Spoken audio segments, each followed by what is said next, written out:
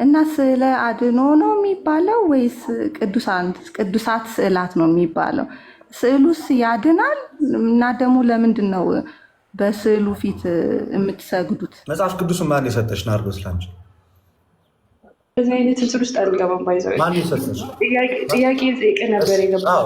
ተጠይቅኛለሽ፣ ግን ብዙ ጊዜ በጣም ኦርቶዶክሳዊነትን የሚያጠለሽ ስራ ስለምትሰሪ ዛሬ በአደባባይ አንድ ጥያቄ ልጠይቅሽ። ማን የሰጠሽ መጽሐፍ ቅዱስን? ከየት አመጣሽ? ኦርቶዶክስ አልሰጠችኝም። ማን የሰጠሽ? እኔ ኦርቶዶክስ ሰጠችሽ አላልኩም። ማን የሰጠሽ? አባቶች ናቸው። ማን የሰጠሽ? አባቶች አልኩ። ማን የሚባል አባት? ማስረጃ ስጭ። እንትን ምንድነው ስም መናገር አይጠበቅብኝ። ይጠበቅብሻል እንዴ? ማን ነው? እኛ ምክንያቱም ያመጣሽበት ቦታ ትክክል አይደለም ብለን ሞገትንሽ። ከየት ነው ያመጣሽው? ንገሪኝ። በቃ እሱን እንግዲህ የመጽሐፍ ቅዱስ ማህበርን ጠይቃቸው እና መጽሐፍ ቅዱስ ከየት እንዳመጣሽ ሳታቂ ነው ኦርቶዶክስን ቀን ሙሉ የምትሰርቢው? ግን ለማውቃለው ከየት እንዳመጣው ግን እኔ እቀጣለሁ። አንቺ መጽሐፍ ቅዱሱ ከየት እንደመጣ ማን እንደሰጠሽ ካወቅሽ እኔ እቀጣለሁ። እዚህ ጋር ማን የሰጠሽ? ማን የሰጠሽ? አንቺ መጽሐፍ ቅዱስ ማን እንደሰጠሽ ካወቅሽ እኔ እቀጣለሁ። ንገሪኝ፣ ማን የሰጠሽ መጽሐፍ ቅዱስ? የምንሰግደው አልኳችሁ ለታቦት እንኳን አንሰግድም። የምንሰግደው በታቦቱ ላይ ላለው ስም ነው። ቅዱስ ቁርባንን ማለት ነው። ለመታሰቢያ ነው የምታደርጉት ወይስ ኖርማል ስጋና ደሙ ነው ብላችሁ ተለውጧል ብላችሁ ነው የምትቀበሉት? እናንተ ሁለታችሁም እዛና እዚህ ያላችሁት አዳራሾች እምነታችሁ የተለያየ ነው። የያዛችሁት መጽሐፍ ቅዱስ ግን ተመሳሳይ ነው። ለምን ተፈጠረ እንደዚህ አይነት መለያየት? ነገራችንም ስለ ቤት አየሽ፣ መናገር ማትችይው እኮ ትክክለኛ እግዚአብሔር ቃል መረዳትና እውቀት ትክክለኛውን ቃል እኮ ነገርኩ። አሁን ራሳቸውን የሐዋርያት ቤተክርስቲያን ብለው የሚጠሩ ጂሰሶች ልሳን ይናገራሉ። ታውቂያለሽ? አረ በጣም አጋንንት ሁሉ አስጨውን ይላሉ። አሁን ልጠይቅሽ፣ የእነሱ ቸርች እንደሆነ ሳታቂ በዛ በር ጋር እያለፍሽ የሚናገሩት ልሳን የመንፈስ ቅዱስ ይሁን የአጋንንት ይሁን በምንድን ነው የምትለየው? አይለይም። እሱማ አይለይም አይደለ? የመንፈስ ቅዱስ ይሄን ያህል አቅም የለውም ፕሮቴስታንቲዝም ለመለየት። ኢቭን የነ ኦንሊ ጂሰሶችን ልሳን በራሱ ማለት ነው ከአጋንንት ይሁን ከመንፈስ ቅዱስ ይሁን ለመለየት አቅሙ ራሱ የለውም። በጣም ከመመሳሰሉ የተነሳ እናትሽን ፎቶ ቤት ውስጥ ብታስቀምጪው እና ብትስሚው እናቴን ሳምኳት ያለሽ በቀጥታ ሰላም አልልም በፍጹም። ልክ እንደዛ ማለት ነው። የሚካኤልን ሰላይቼ በስሞን የሚካኤልን ሳምኩት ጎንበስ ብል ለሚካኤል ሰገድኩኝ አይደለም። ስዕሉን ያየው ያኮ ሚካኤል ነው። ይኸው ሚካኤልን የምርም ሪል ፕሬዘንሱ ኖሮ አገኘሁት ብዬ አይደለም የማደርገው። ስዕላት ባይኖሩ እኔ ቅዱስ ሚካኤልን አስቤ ልሰግድ ይችላል። ስዕላት ባይኖሩም ማለት ነው። ስዕላት ባይኖሩ ምንም ቅዱሳት ስዕላት በቤቴ ውስጥ ባይኖሩ የእግዚአብሔር መልአክን በማሰብ ብቻ ጸሎት ላደርግ ይችላል። ምንም ስዕል ባይኖር እግዚአብሔርን በመንፈስ ሆኜ ለእግዚአብሔር መስገድ ይችላል። ቤተክርስቲያንና ትውፊት ማለት ነው በመጽሐፍ ቅዱስ ነው የሚመዘኑት ወይስ ሁለቱም እኩል ናቸው? መጽሐፍ ቅዱስም ቤተክርስቲያንና ትውፊት። እንደምታውቂው ካልቪኒስቶች የሚባሉት የፕሮቴስታንት ብራንች ክርስቶስ ለዓለም አልሞተም ብለው እንደሚያምኑ ታውቂያለሽ አይደል? አውቃለሁ። ለተመረጡት ብቻ ነው። ውስን ቤዞት ወይም ሊሚትድ አቶንመንት ይላል። ውስን ቤዞት ነው እንጂ ለሁሉም አልሞተም ይላል። እነሱም አንቺ ያሹን 66ቱ መጽሐፍ ቅዱስ ይዘው ነው የሚጠቅሱት። አንቺ ደግሞ ምን ብለሽ ነው የምታምኙ? ክርስቶስ ለዓለም ነው የሞተው ብለሽ ነው የምታምኙ አይደለ? ለዓለም ነው የሞተው። አሁን ከሁለታችሁ ማን ነው ትክክል? ሁለታችሁም ስልጣናዊ ነው ያላችሁትን 66ቱ መጽሐፍ ቅዱስ ይዛቸዋል። ከሁለታችሁ ማን ነው ልክ? እኛ ስዕል ፊት ስንበረከክ ስተባይ ለስዕሉ አይደለም እየተንበረከክን ያለ ነው። እሱ ነው በጣም ሚስ ኢንተርፕሬት። አሁን እኔ ጋር የሚካኤል ስዕል አለ። ወረቀቱን ሰው ነው የሰራው። ፔንቲንጉም የሰው ነው፣ አርት ነው። ምንም እኮ የተለየ ነገር የለውም። ሰው እኔ የማየው ምኑን ነው? በዛ ውስጥ ያለውን እግዚአብሔርን መልአክ ነው የምመለከተው። ማስበው በጭንቅላቴ እግዚአብሔርን መልአክ ነው እንጂ ስዕሉማ እኮ ማንኛውም ሰው ፔንት ማድረግ የሚችለው ነገር። ቅዱስም የሚያስብለው ስዕሉን እኮ በመጀመሪያ ደረጃ ወረቀቱ የሆነ የተቀደሰው ነው አይደለም። የዛ የተሳለው ቅዱስ ታሪክ ነው ያንን ነገር ቅዱስ የሚያደርግ። ክርስቶስ ወደ ሶስቴ ወደ ምድር ይመጣል ብሎ የሚያምኑ ጴንጤዎች አሉ። አንደኛ እንነጠቃለን የሚሉ አሉ። ንጥቀት የሚባል ትምህርት አለ። በጣም የሚያስቅ ትምህርት ነው እሱ። ጌታ ድንገት ይመጣና የተወሰኑ አማኞች ምናምን ፒክ አድርጎ አየር ላይ ያቆያቸውና የሆነች ከባድ ጊዜ ስታልፍ መልሶ ድሮፕ ያደርጋቸዋል። ከዛ 1000 ዓመት የሆነ ተራራ ላይ ያስቀምጣቸውና እዛ ሲበሉ ሲጠጡ ቆይተው ከዛ ለዓለም ፍጻሜ ይመጣል። አሁን ክርስቶስን የሚያመላልሱ የጴንጤ ግሩፖች አሉ፣ ንጥቀት የሚባል ትምህርት ያላቸው። እነሱ በጣም የሚያሳዝነው እሱ ትምህርት ላይ ምን መሰላቸው? ኢቭን ባልና ሚስት ስጋዊ ግብር እየፈጸሙ እንኳን ቢሆኑበት በዛ ሰዓት ላይ እንኳን ንጥቀት ቢኖር ከሚስት ነጥቆ ነው የሚወስደው። ነቅሎ ጋድ ዶክተር ኦፕራሲዮን እያደረገ ንጥቀት ሰዓት ቢደርስ ኦፕራሲዮኑን ሳይጨርስ ይነጠቃል። ባል ኦርቶዶክስ ነው፣ ሚስት ጴንጤ ብትሆንና እንደ አጋጣሚ ግንኙነት እያደረጉ ቢሆን ተለያይተው ሚስት ትወስዳል። እንደዛ ነው ትምህርቱ። ይሄን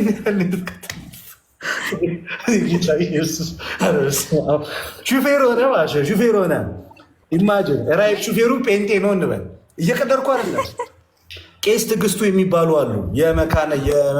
የሉትራን ቤተክርስቲያን እዚህ አያት አካባቢ ናቸው። ቄስ ትዕግስቱ ይባል። ሙሉ ስብከታቸውን በንጥቀት ነው የሰማሁት። ለቅላቸዋለሁ ከፈለጋቸው። የራይዱ ሹፌር ጴንጤ ቢሆንና ከኋላ የተሳፈሩት ኦርቶዶክሶች ይሆናል ንጥቀት ቢሆን የራይድ ሹፌሩ ይወስደናል። አንተ ትገለባበጣለህ። ኦፕራሲዮን የሚያደርግሽ ወይ የሚያዋልድሽ ጴንጤ ቢሆን እና በንጥቀት የሚያን ጴንጤ ከሆነ ተወሰደ፣ ተነጠቀ። ኦፕራሲዮኑ ሳያልቅ ልጇን እየወለደች ምናምን ነገር ሙሽራ ሆነው ምናምን የሰርጋቸው ጫጉላቸው ላይ ሆነው ምናምን ንጥቀት ቢደርስ እዛው ትጨርሳል። ኧረ ተው በእግዚአብሔር፣ ኧረ በክርስቶስ በጣም እኮ የሚገርም እኮ ትምህርት እኮ ነው። በኢየሱስ አይሆንም፣ በቃ አይመጣውም። ይሄ ልክ አይደለም።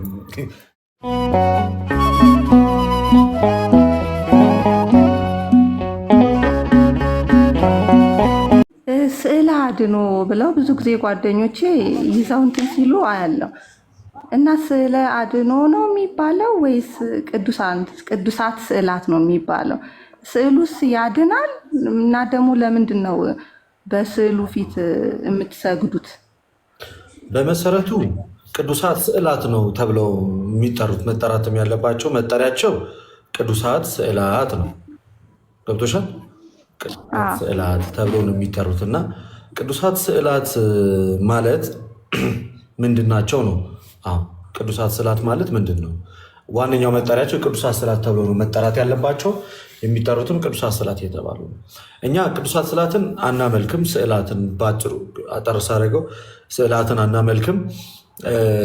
ስዕላት በቤተክርስቲያን ውስጥ በቀጥታ ስዕሉ እዛ ላይ ወይም ወረቀቱ እዛ ላይ የምናየውን ስዕል ቀጥታ ለስዕሉ አንሰግድም። ለብዙ አይነት አገልግሎት ነው የምንጠቀምባቸው። አንደኛ ወንጌል እንሰብክባቸዋለን። ሁለተኛ ሰዎች ሀሳባቸውን ሰብስበው ወደ እግዚአብሔር ጸሎት እንዲያደርጉ ይረዳቸዋል።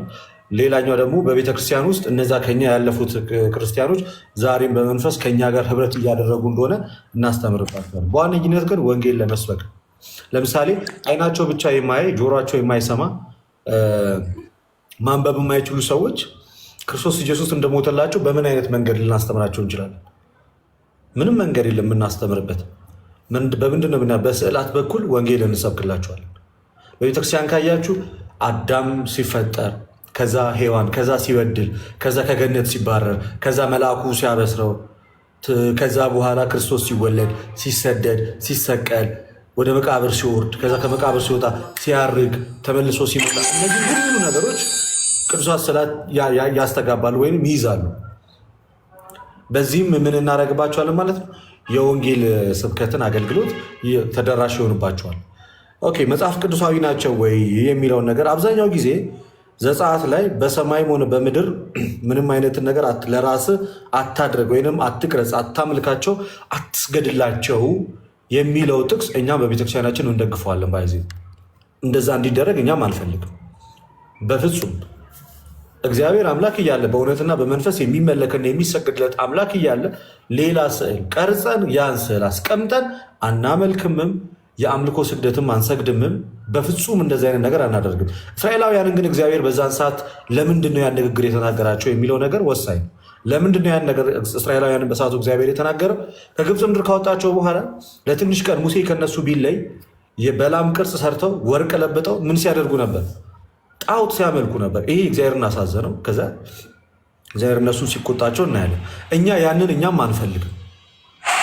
እኛ የዚህም ነገር ተቃዋሚዎች ነው።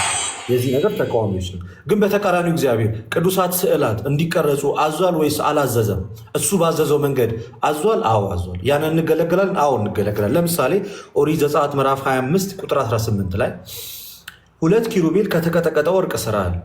እግዚአብሔር መጀመሪያ ላይ የከለከለው በላም ቅርጽ በጥጃ ቅርጽ አድርገው ለአምልኮት የሚጠቀሙትን ይሄ በሰማይም በምድርም ብሎ ማድረግ እንደሌለባቸው ከልክሏቸዋል፣ አሳውቋቸዋል። ግን ደግሞ ምን አለ? መሰዊያውን እንዲሰራ ሲያዘው ለቤተ መቅደሱ የሚሆን መሰዊያውን እንዲሰራ ሲያዘው 2 ኪሩቤል አለ ከተቀጠቀጠ ወርቅ ስራ በስርየት መክደኛ ላይ በሁለት ወገን ታደርጋቸዋለህ ብሎ ኦሪት ዘጸአት ምዕራፍ 25 ቁጥር 18 ላይ ደግሞ ሲያዝ እንመለከታል። እግዚአብሔር የተቃወመውን እንቃወማለን፣ እግዚአብሔር የፈቀደውና ያዘዘውን ደግሞ እናደርጋለን። በጣም ግልጽ በሆነ መንገድ ደግሞ ሌላ ቦታ ላይ ላሳይሽ። መጽሐፈ ነገሥት ቀዳማዊ ምዕራፍ 6 ከቁጥር 28 እስከ 29 እንደዚህ ነው። መጽሐፈ ነገሥት ቀዳማዊ ምዕራፍ 6 ከቁጥር 28 እስከ 26 ኪሩቤልንም በወርቅ ለብጣቸዋል። በቤቱ ግንብ ሁሉ በዙሪያው በውስጥና በውጭ የኪሩቤልንና የዘንባባ ዛፍ የፈነዳ አበባን ምስል ቅረጽ። ምን ቅረጽ አለው? ምስሉን ቅረጽ አለ። በቤተ መቅደስ ውስጥ ነው፣ ግድግዳው ላይ እንዲቀመጥ ነው ይህንን ምስል ቅረጽ ያለ እግዚአብሔር አምላክ። ስለዚህ እግዚአብሔር አዞት በቤተ መቅደስ ውስጥ የሚቀመጡ ስዕላት ወይም የሚቀረጹ ነገሮች አሉ። በማን ትእዛዝ? በእግዚአብሔር ትእዛዝ። እነዛን እግዚአብሔር አልተቃወምም። ለምን? ሊመለኩ ስላልሆነ እሱ ራሱ እግዚአብሔር ራሱ አዞት የሚደረግ ስለሆነ እነዚህም ተቃውሞ የለም። ይሰማል አይደል? አለው። አዎ። ይህንን ሀሳብ ስንይዝ በቤተክርስቲያን የተፈቀዱ ቅዱሳት ስዕላት አሉ። ጣዖት ማምለክ ግን አይቻልም። ላም፣ በግ ብቻ ለአምልኮት ከእግዚአብሔር ውጭ የሆነ ሌላ ነገር መጠቀም ማለት ነው ነውር ነው። ቤተክርስቲያናችንም እጅግ በጣም የምትጸየፈው ነገር ነው። ያም እኛ አናደርግ ሚስ ኢንተርፕሬት ነው የምናደርግ። እኛ ስዕል ፊት ስንበረከክ ስተባይ ለስዕሉ አይደለም እየተንበረከክን ያለ ነው። እሱ ነው በጣም ሚስ ኢንተርፕሬት። አሁን እኔ ጋር የሚካኤል ስዕል አለ። ወረቀቱን ሰው ነው የሰራው፣ ፔንቲንጉም የሰው ነው፣ አርት ነው። ምንም እኮ የተለየ ነገር የለውም። እኔ የማየው ምኑን ነው? በዛ ውስጥ ያለውን እግዚአብሔርን መልአክ ነው የምመለከተው። ማስበው በጭንቅላቴ እግዚአብሔርን መልአክ ነው እንጂ ስዕሉ ማኩ ማንኛውም ሰው ፔንት ማድረግ የሚችለው ነገር። ቅዱስም የሚያስብለው ስዕሉን እኮ በመጀመሪያ ደረጃ ወረቀቱ የሆነ የተቀደሰው ነው አይደለም። የዛ የተሳለው ቅዱስ ታሪክ ነው ያንን ነገር ቅዱስ የሚያደርገው እንጂ ሌላ ነገር አይደለም። እና ሌላኛው ዋነኛው አገልግሎት ልክ ጳውሎስ በዚህ በአንያ ቆሮንቶስ ምዕራፍ 12 ቁጥር 13 ጀምሮ ሁላችንም አንድ አካል አንድ እንደሆነን በተናገረበት ክፍሉ ላይ በቤተ ክርስቲያን ውስጥ የምትመለከቷቸው የሐዋርያት የሰማዕታት ስዕል ተጋድሏቸውን የጨረሱት እነዛ ዛሬም በክርስቶስ ኢየሱስ ሕያው እንደሆኑና ከማይጠፋ ዘር እንደተወለዱ ለመናገርና ለመመስከር ነው። ለምስክርነት ነው የሚቀመጡት ስዕሎቹ እነዛ። ኤግዛክትሊ እኮ ጳውሎስ ላይሆን ይችላል። የምንስለው ግን ግብሩን ወይም ስራውን ነው። ለምሳሌ ጳውሎስ አብዛኛው ጊዜ ሲሳል መጽሐፍ ቅዱስን ይዞ ወንጌልን እየሰበከ በሚመስል መንገድ ይሳል፣ ወይ እየተሰዋ ለክርስቶስ ስም ምስክርነት እየሆነ እየተሰዋ ሊሳል ይችላል። ለምን? አገልግሎቱን በሚገልጽ መንገድ። ለምሳሌ እስጢፋኖስ ይሳላል። እስጢፋኖስ ሐዋርያት ሥራ ምዕራፍ 7 ቁጥር 57 ላይ እስጢፋኖስን ከበር ውጭ አውጥቶ በድንጋይ ሲወግሩት ክሊርሊ ያስቀምጣል አይደለ? መጽሐፍ ቅዱስ እስጢፋኖስ እየተወገረ ይሳላል። ለዛ ስዕል መነሻው መጽሐፍ ቅዱስ ነው። ለእስጢፋኖስ ስዕል ለምን ላሳያችሁ የቅዱስ እስጢፋኖስን ስዕል በዚህ አጋጣሚ እና መነሻው ምን እንደሆነ ደግሞ በዛውም ክሊር እንደሆነ ክሊር እየሆነላችሁ ሴንት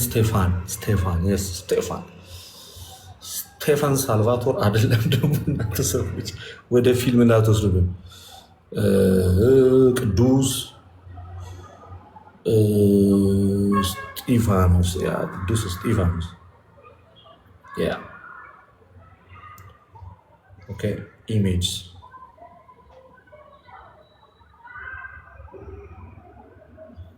ለምሳሌ እንደ ምሳሌ ነው ማሳይሽ። ሰላም ፍሊፕ ካሜራ ይታይሻል አይደል? ይሄ ሰላም ይታየኛል።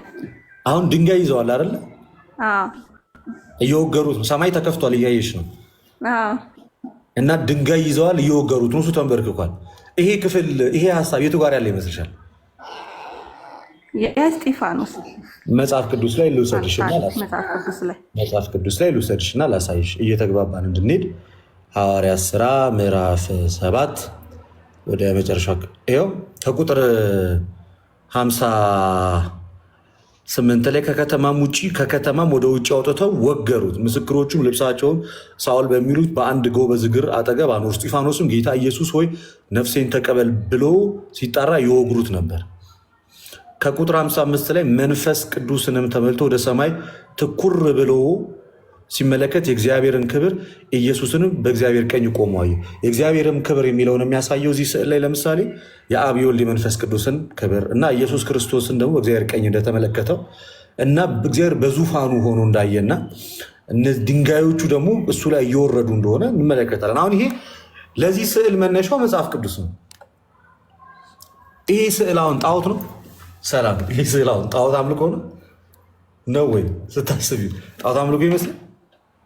አይ አይደለም። ሌላ ደግሞ ላሳይሽ።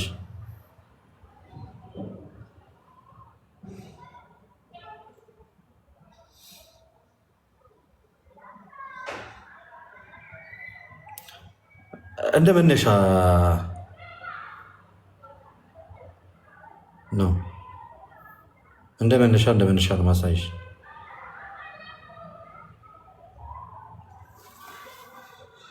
ፎር ኤግዛምፕል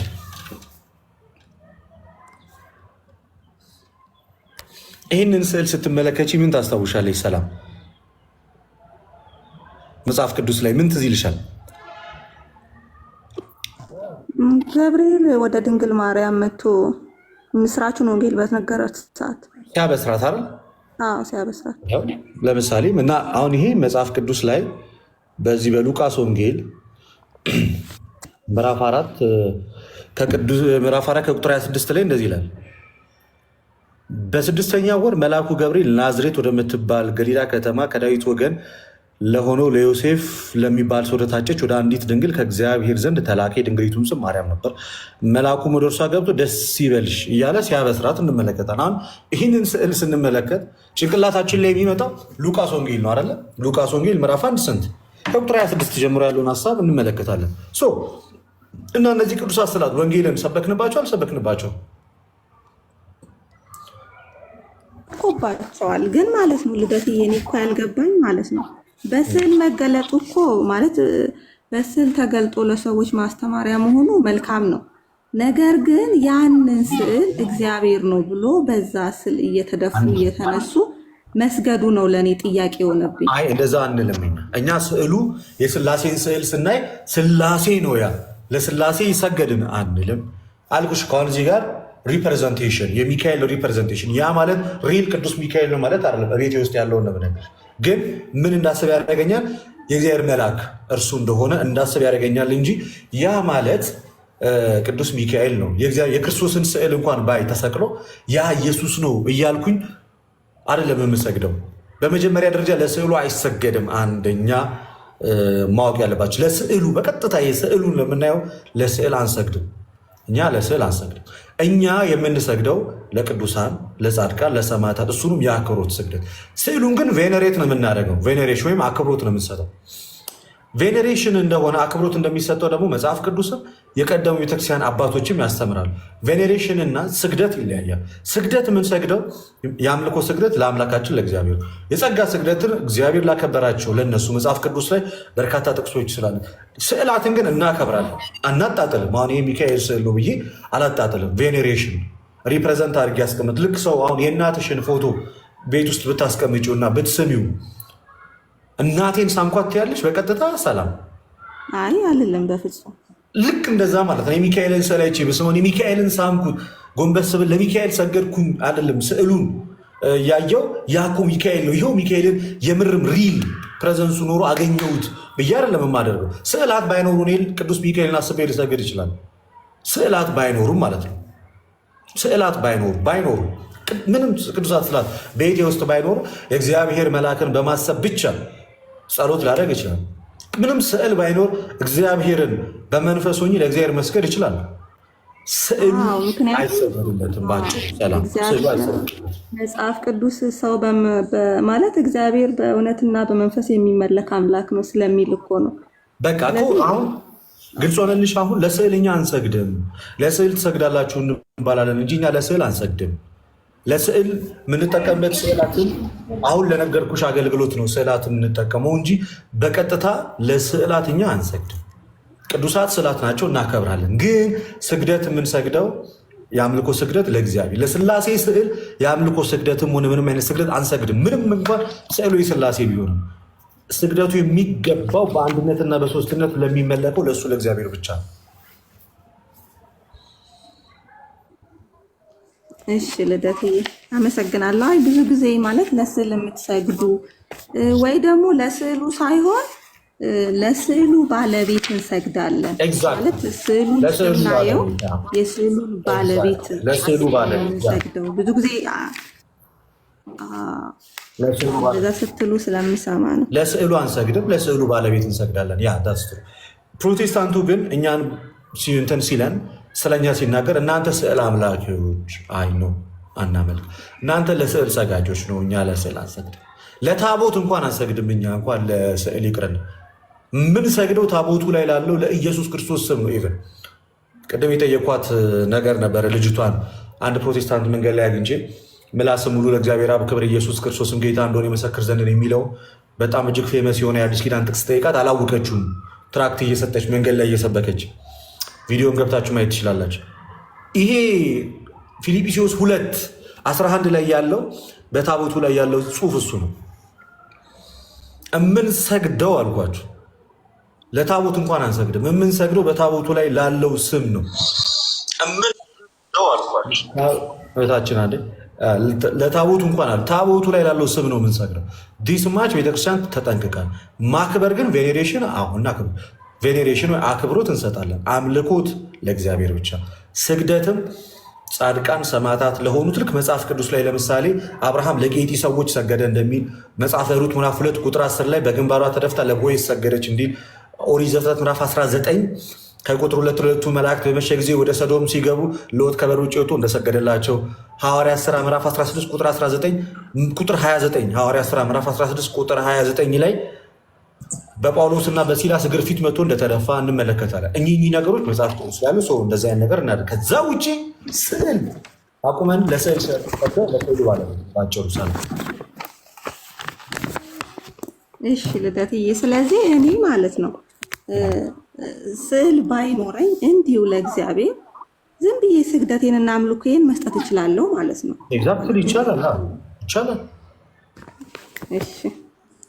እሺ ተመለሰልሽ? አሁን በደንብ ተመልሶልኛል። ምክንያቱም የእግዚአብሔር ቃል ዘጸአት 4:15 ላይ እግዚአብሔር በኮሬብ በእሳት ውስጥ ሆኖ በተናገራችሁ ጊዜ መልኩን ከቶ አላያችሁም እጅጉኑ ተጠንቀቁ ስለሚል ማለት ነው። ትክክል። ይቻላልሽ። ክርስቶስ በፊታችን እንደተሳለ ሆኖ ይላል አይደለ? ጳውሎስ ደግሞ ገላትያ ላይ። ስለዚህ ክርስቶስ እንደተሳለ ሆኖ ማለት በአእምሯችን ፒክቸር ማድረግ ግን እንችላለን አይደለ? እንችላለን።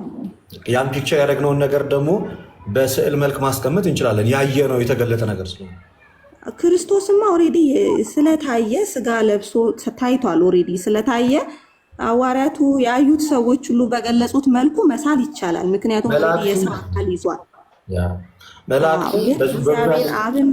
እግዚአብሔር አብና እግዚአብሔር መንፈስ ቅዱስ ማለት አልታዩም፣ ለማንም አልታዩም።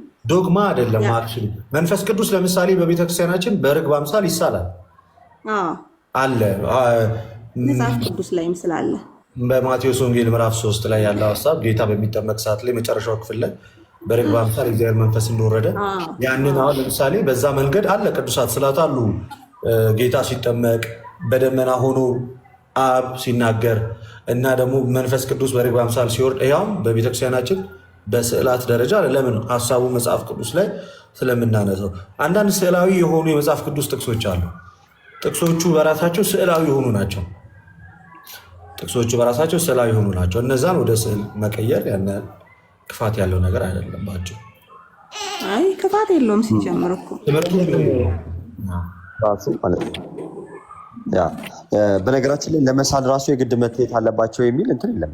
ለምሳሌ ዘጸአት 25 ቅድም ልደት ያነበበልን ላይ ኪሩቤልን ሲል ታይተውት አይደለም። ኦኬ ታይተውት አይደለም፣ ገላጭ ነው እንደተባለው፣ ቅድም እንደተባለው ገላጭ ነው። ለምሳሌ የሥላሴን ስዕል ብናይ ምንድነው በዘመናት የሸመገለ የሚለውን ሀሳብ እንይዛለን። እኔን ያየ አብን አየ አለ ጌታ። አያችሁ ጌታን እርሱ ክርስቶስን ማየት ማንንም ማየት ነው አለ፣ አብን ማየት ነው አለ። እኔና አብ አንድ ነን አለ። እዚህ ቤተክርስቲያን ከነዚህ ነገሮች አንጻር ታደርግና ለሸመገለ አንጻር አድርጋ ታደርጓች። ለምን በዘመናት የሸመገለ የሚለውን ቃል ትይዝና ማለት ነው። ስለዚህ ከዚህ አንጻር ነው እና ስዕሎች ትምህርታዊ መግለጫ ናቸው፣ ማስተማሪያ ናቸው እንደተባለው ቀደም ልደት ያሳየን አለ። ለምሳሌ ሐዋርያት ሥራ ምዕራፍ 7 ከቁጥር 55 ጀምሮ ያለውን ስታይ ምንን አየን? መንፈስ ቅዱስ ሞላበት፣ ሰማያት ተከፍቶ አየ። ኦኬ እግዚአብሔርን አየ። እግዚአብሔርን ክብር እንግዲህ በአብ ቀኝ ደግሞ ማንን ተመለከትኩ ይለናል፣ ደግሞ የሰው ልጅ ደግሞ አየው ይላል። ይህንን ደግሞ ቅድም በእስጢፋኖስ እንግዲህ ቀዳሚ ሰማዕት በእርሱ ምን አየ? ትምህርት ተማርን ማለት ነው። አሁን ለምሳሌ ይህንን ቅድም እንዳለው መስማት የማይችሉ ሰዎች ተውት። መሰረተ ትምህርት መቼ ነው የተስፋፋው? ኦኬ ሰዎች አንብበው መረዳት የጀመሩት መቼ ነው አይደለ? ስለዚህ እንደነዚህ አይነት ነገሮችን በስዕላት ቤተክርስቲያን ታስተምርባቸዋለች፣ ታሳየባቸዋለች በደንብ ስለሚገልጡላት ማለት ነው። እና ከዚህ አንጻር ነው ሰላምዬ ልደቱ እኮ ቃሌት ያሰማልን። ቴንክ ዩ ባሮክ። ቆንጆ መምህር ነው፣ በጣም ቆንጆ አስተማሪ። አዎ ሰላምዬ በርቺ፣ አንቺም እግዚአብሔር ደግሞ ነገሮችን ሊለጥልሽ ጎበዝ፣ በርቺ። እሺ ባሮክዬ። እና ደግሞ ልደትዬ ቅዱስ ቁርባን ላይ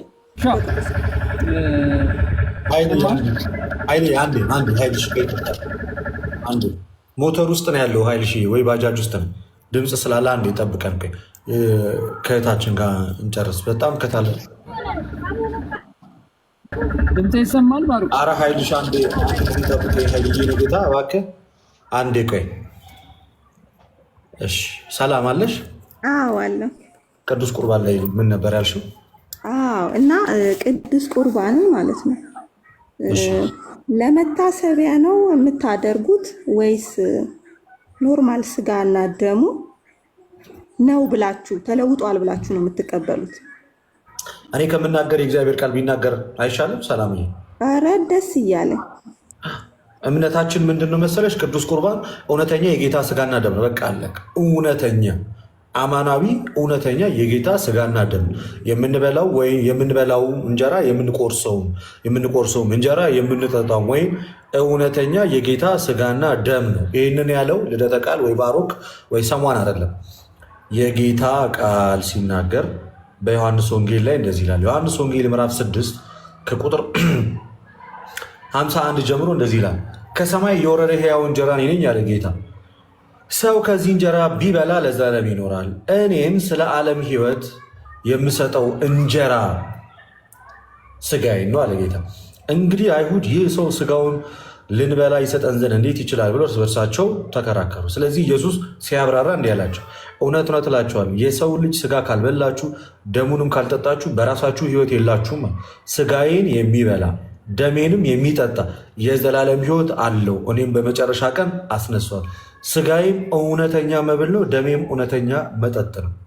ስጋዬን የሚበላ ደሜን የሚጠጣ እኔም በእርሱ እኖራለሁ፣ እርሱም በእኔ ይኖራል አለ። ሰላምዬ እዚህ ጋር ጌታ ብሎ ተናገረ። ስጋዬን የሚበላ ደሜን የሚጠጣ የዘላለም ምን አለው አለ? ሕይወት አለው አለ። ስጋዬ ደግሞ ምንድን ነው አለ? እውነተኛ አላረለ ስጋ እውነተኛ መብል ነው፣ ደሜ እውነተኛ መጠጥ ነው አለ ጌታ። በትምህርት ደረጃ ይሄንን አስተማረ። በትምህርት ደረጃ ይሄንን ካስተማረ በኋላ ማቴዎስ ወንጌል ላይ ደግሞ ራሱ ክርስቶስ ስጋውና ደሙ ሲሰጣቸው ደግሞ እንመለከታለን። ማቴዎስ ወንጌል ምዕራፍ 26 ከቁጥር 26 ላይ እንደዚህ ይላል። እንዲህ ብሎ ተናገረ ጌታ ኢየሱስ ክርስቶስ። ኢየሱስም ማለት ሲበሉ እንጀራን አንስቶ ባረክ ይላል። ከሰማይ እየወረድኩ የሕይወት እንጀራ እኔ ነኝ ብሎ አልነበረ? ሰላም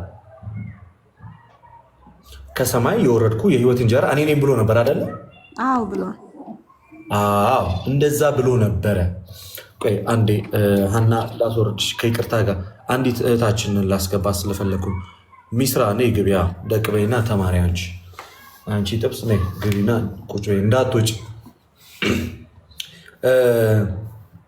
መጀመሪያ ከሰማይ የወረደ የሕይወት እንጀራ እኔ ነኝ ብሎ ነበረ። እዚህ ጋር መጣና ደግሞ ሲበሉም እንጀራን አንስቶ ባረከ፣ ቆርሶም ለደቀ መዛሙርቱ ሰጠና እንካችሁ ብሉ፣ ይህ ስጋዬ ነው አለ። ሰላም እንጀራው ምን አለ? ይሄ ምን ነው አላቸው? ስጋዬ ነው። ስጋዬ ነው። ጌታ እንጀራውን ስጋዬ ነው ብሎ ከጠራው እኛ አይደለም ማለት እንችላለን? ስጋ አይደለም ማለት እንችላለን? አይ አንችልም። ልክ ክርስቶስ እንደተናገረ ጌታ ሆይ ያው ስጋህ ነው ነው ምንል። ከዛ ጽዋንም አንስቶ ይላል አመስግኖ ሰጣቸው፣ እንዲህም አለ ሁላችሁ ከእርሱ ጠጡ፣ ስለ ብዙዎች አለ ለኃጢአት ይቅርታ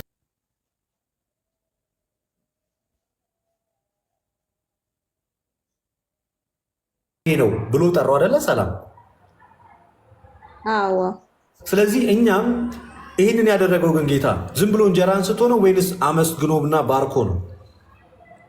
ባርኮና አመስግኖ። ልክ እንደዛው እኛም በቤተ ክርስቲያናችን በቅዳሴው ጸሎት ልክ ቅዳሴው ሊጠናቀቅ ትንሽ ደቂቃዎች ሲቀሩት ከጸሎቱ በኋላ ጽዋውን እኛም ይህ የክርስቶስ ደም ነው፣ ከጸሎቱ በኋላ እንጀራውንም ይህ የክርስቶስ ስጋ ነው ብለን በእምነት እንቀበላለን። ልክ ክርስቶስ እዚህ ጋር ስጋዬ እውነተኛ ነው ደሜ እውነተኛ መጠጥ ነው እንዳለ ለሐዋርያትም ካመሰገንና ከባረከ በኋላ ስጋዬን ብሉ ደሜን ጠጡ ብሎ እንደሰጣቸው ልክ እንደዛኛ ይህ እውነትም ስጋህ ነው ይህ እውነትም ደሜ ነው ብለን ጌታ እንዳስተማረ እንቀበላለን። ስለዚህ ይለወጣል ምናምን ወይኑ የወይንነቱን ባህሪ በፍጹም አይለቅም። ወይኑ የወይንነት ሰብስታንሱን ምንም አይነት ለውጥ የለውም። ያው ራሱን እንጀራውን ከእንጀራነት ተቀይሮ እዚህ ጋር እንደምታዩት አይነት ይሄ ያለ የሰው ስጋ እኛ የሰው ስጋ ያለ እንደዚህ አይነት እንደዛም አይደለም የሚሆነው። በሚታየው ነገር ታንጀብል በሆነው በሚዳሰሰው በሚነካው ነገር ስፒሪቹዋሊ የመለኮትን ስጋና ደም ግን እንበላለን እንጠጣለን ነው። በሚታየው ነገር የማይታየው የእግዚአብሔርን ጸጋ እንቀበልበታለን። ዳትስ ኢት። ሌላ የተለየ ነገር የለው።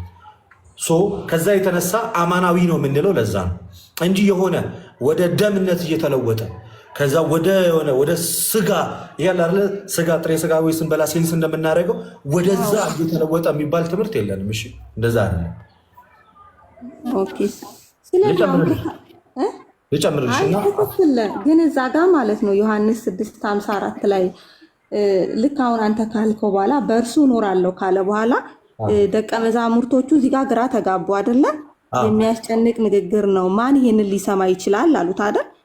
ከዛ ኢየሱስ ክርስቶስ ዝቅ ብሎ ኢየሱስ ክርስቶስ እንደዚህ አለ፣ እንዲህም የሰው ልጅ አስቀድሞ ወደ ነበረበት ሲወጣ ብታዩ እንዴት ይሆናል? ሕይወትስ የሚሰጥ መንፈስ ነው፣ ስጋን ምንም አይጠቅምም። እኔ የነገርኳችሁ ቃል መንፈስ ነው ሕይወትም ነው አለ። ስለዚህ ይሄ ስጋ በመንፈስ ቅዱስ ሚስጥራት ኃይል ነው ተለውጧል ብላችሁ ነው እንጂ የምታምኑት እርግጥ እንደ ካቶሊክ ተለውጦ ነው ብላችሁ አይደለም አይደል?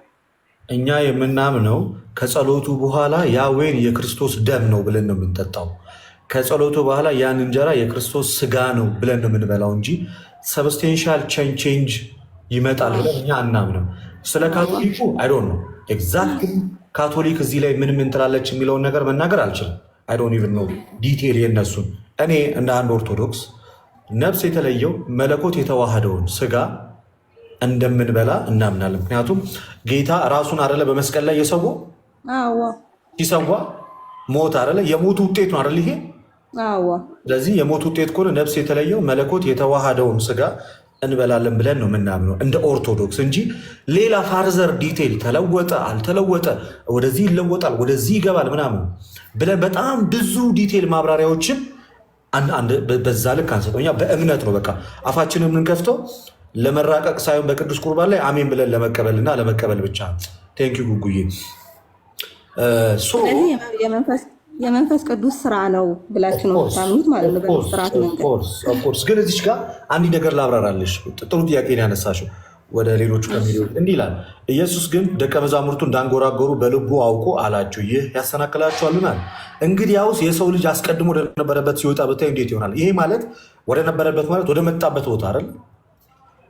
ያ እጅግ የሚያስፈራና የሚያስደነግጥ ነገር ነው። ምክንያቱም በታላቅ ግርማ ወደሚቀመጥበት ስፍራ ሲሄድ ለሚያዩ ሰዎች ሊከብድ ይችላል። እንዲህ አለ፣ ህይወትን የሚሰጥ መንፈስ ነው አለ። ህይወትን ሰጪ የስ መንፈስ ነው። ከጸሎቱ በፊትማ እኮ ወይኑ እኮ ጀስት ኖርማል ወይን ነው። ከጸሎቱ በፊትም እኮ እንጀራው ጀስት ኖርማል እንጀራ ነው። ጀስት ኖርማል ነገር ነው። የእግዚአብሔር መንፈስ ሲዋሃደው ነው ሲቀላቀለው ነው ህይወትን የሚሰጠው። ለዛ ነው ስጋንም ከዛ ቀጠል አለና ህይወትን የሚሰጥ መንፈስ ነው አለ። ስጋ ምንም አይጠቅምም። እኔ የነገርኳችሁ ቃል መንፈስ ነው ህይወትም ነው አለ። እዚህ ጋር ሲናገር ስጋ ምንም አይጠቅምም ሲል ቅዱስ ቁርባኑ የጌታ ስጋ አይጠቅምም እያለ አይደለም። እንደዛ ካለ ክርስቶስ የራሱ ስጋ አይጠቅምም እያለ ማለት እኮ ነው። ሮንግ ኢንተርፕሪቴሽን ስለራሱ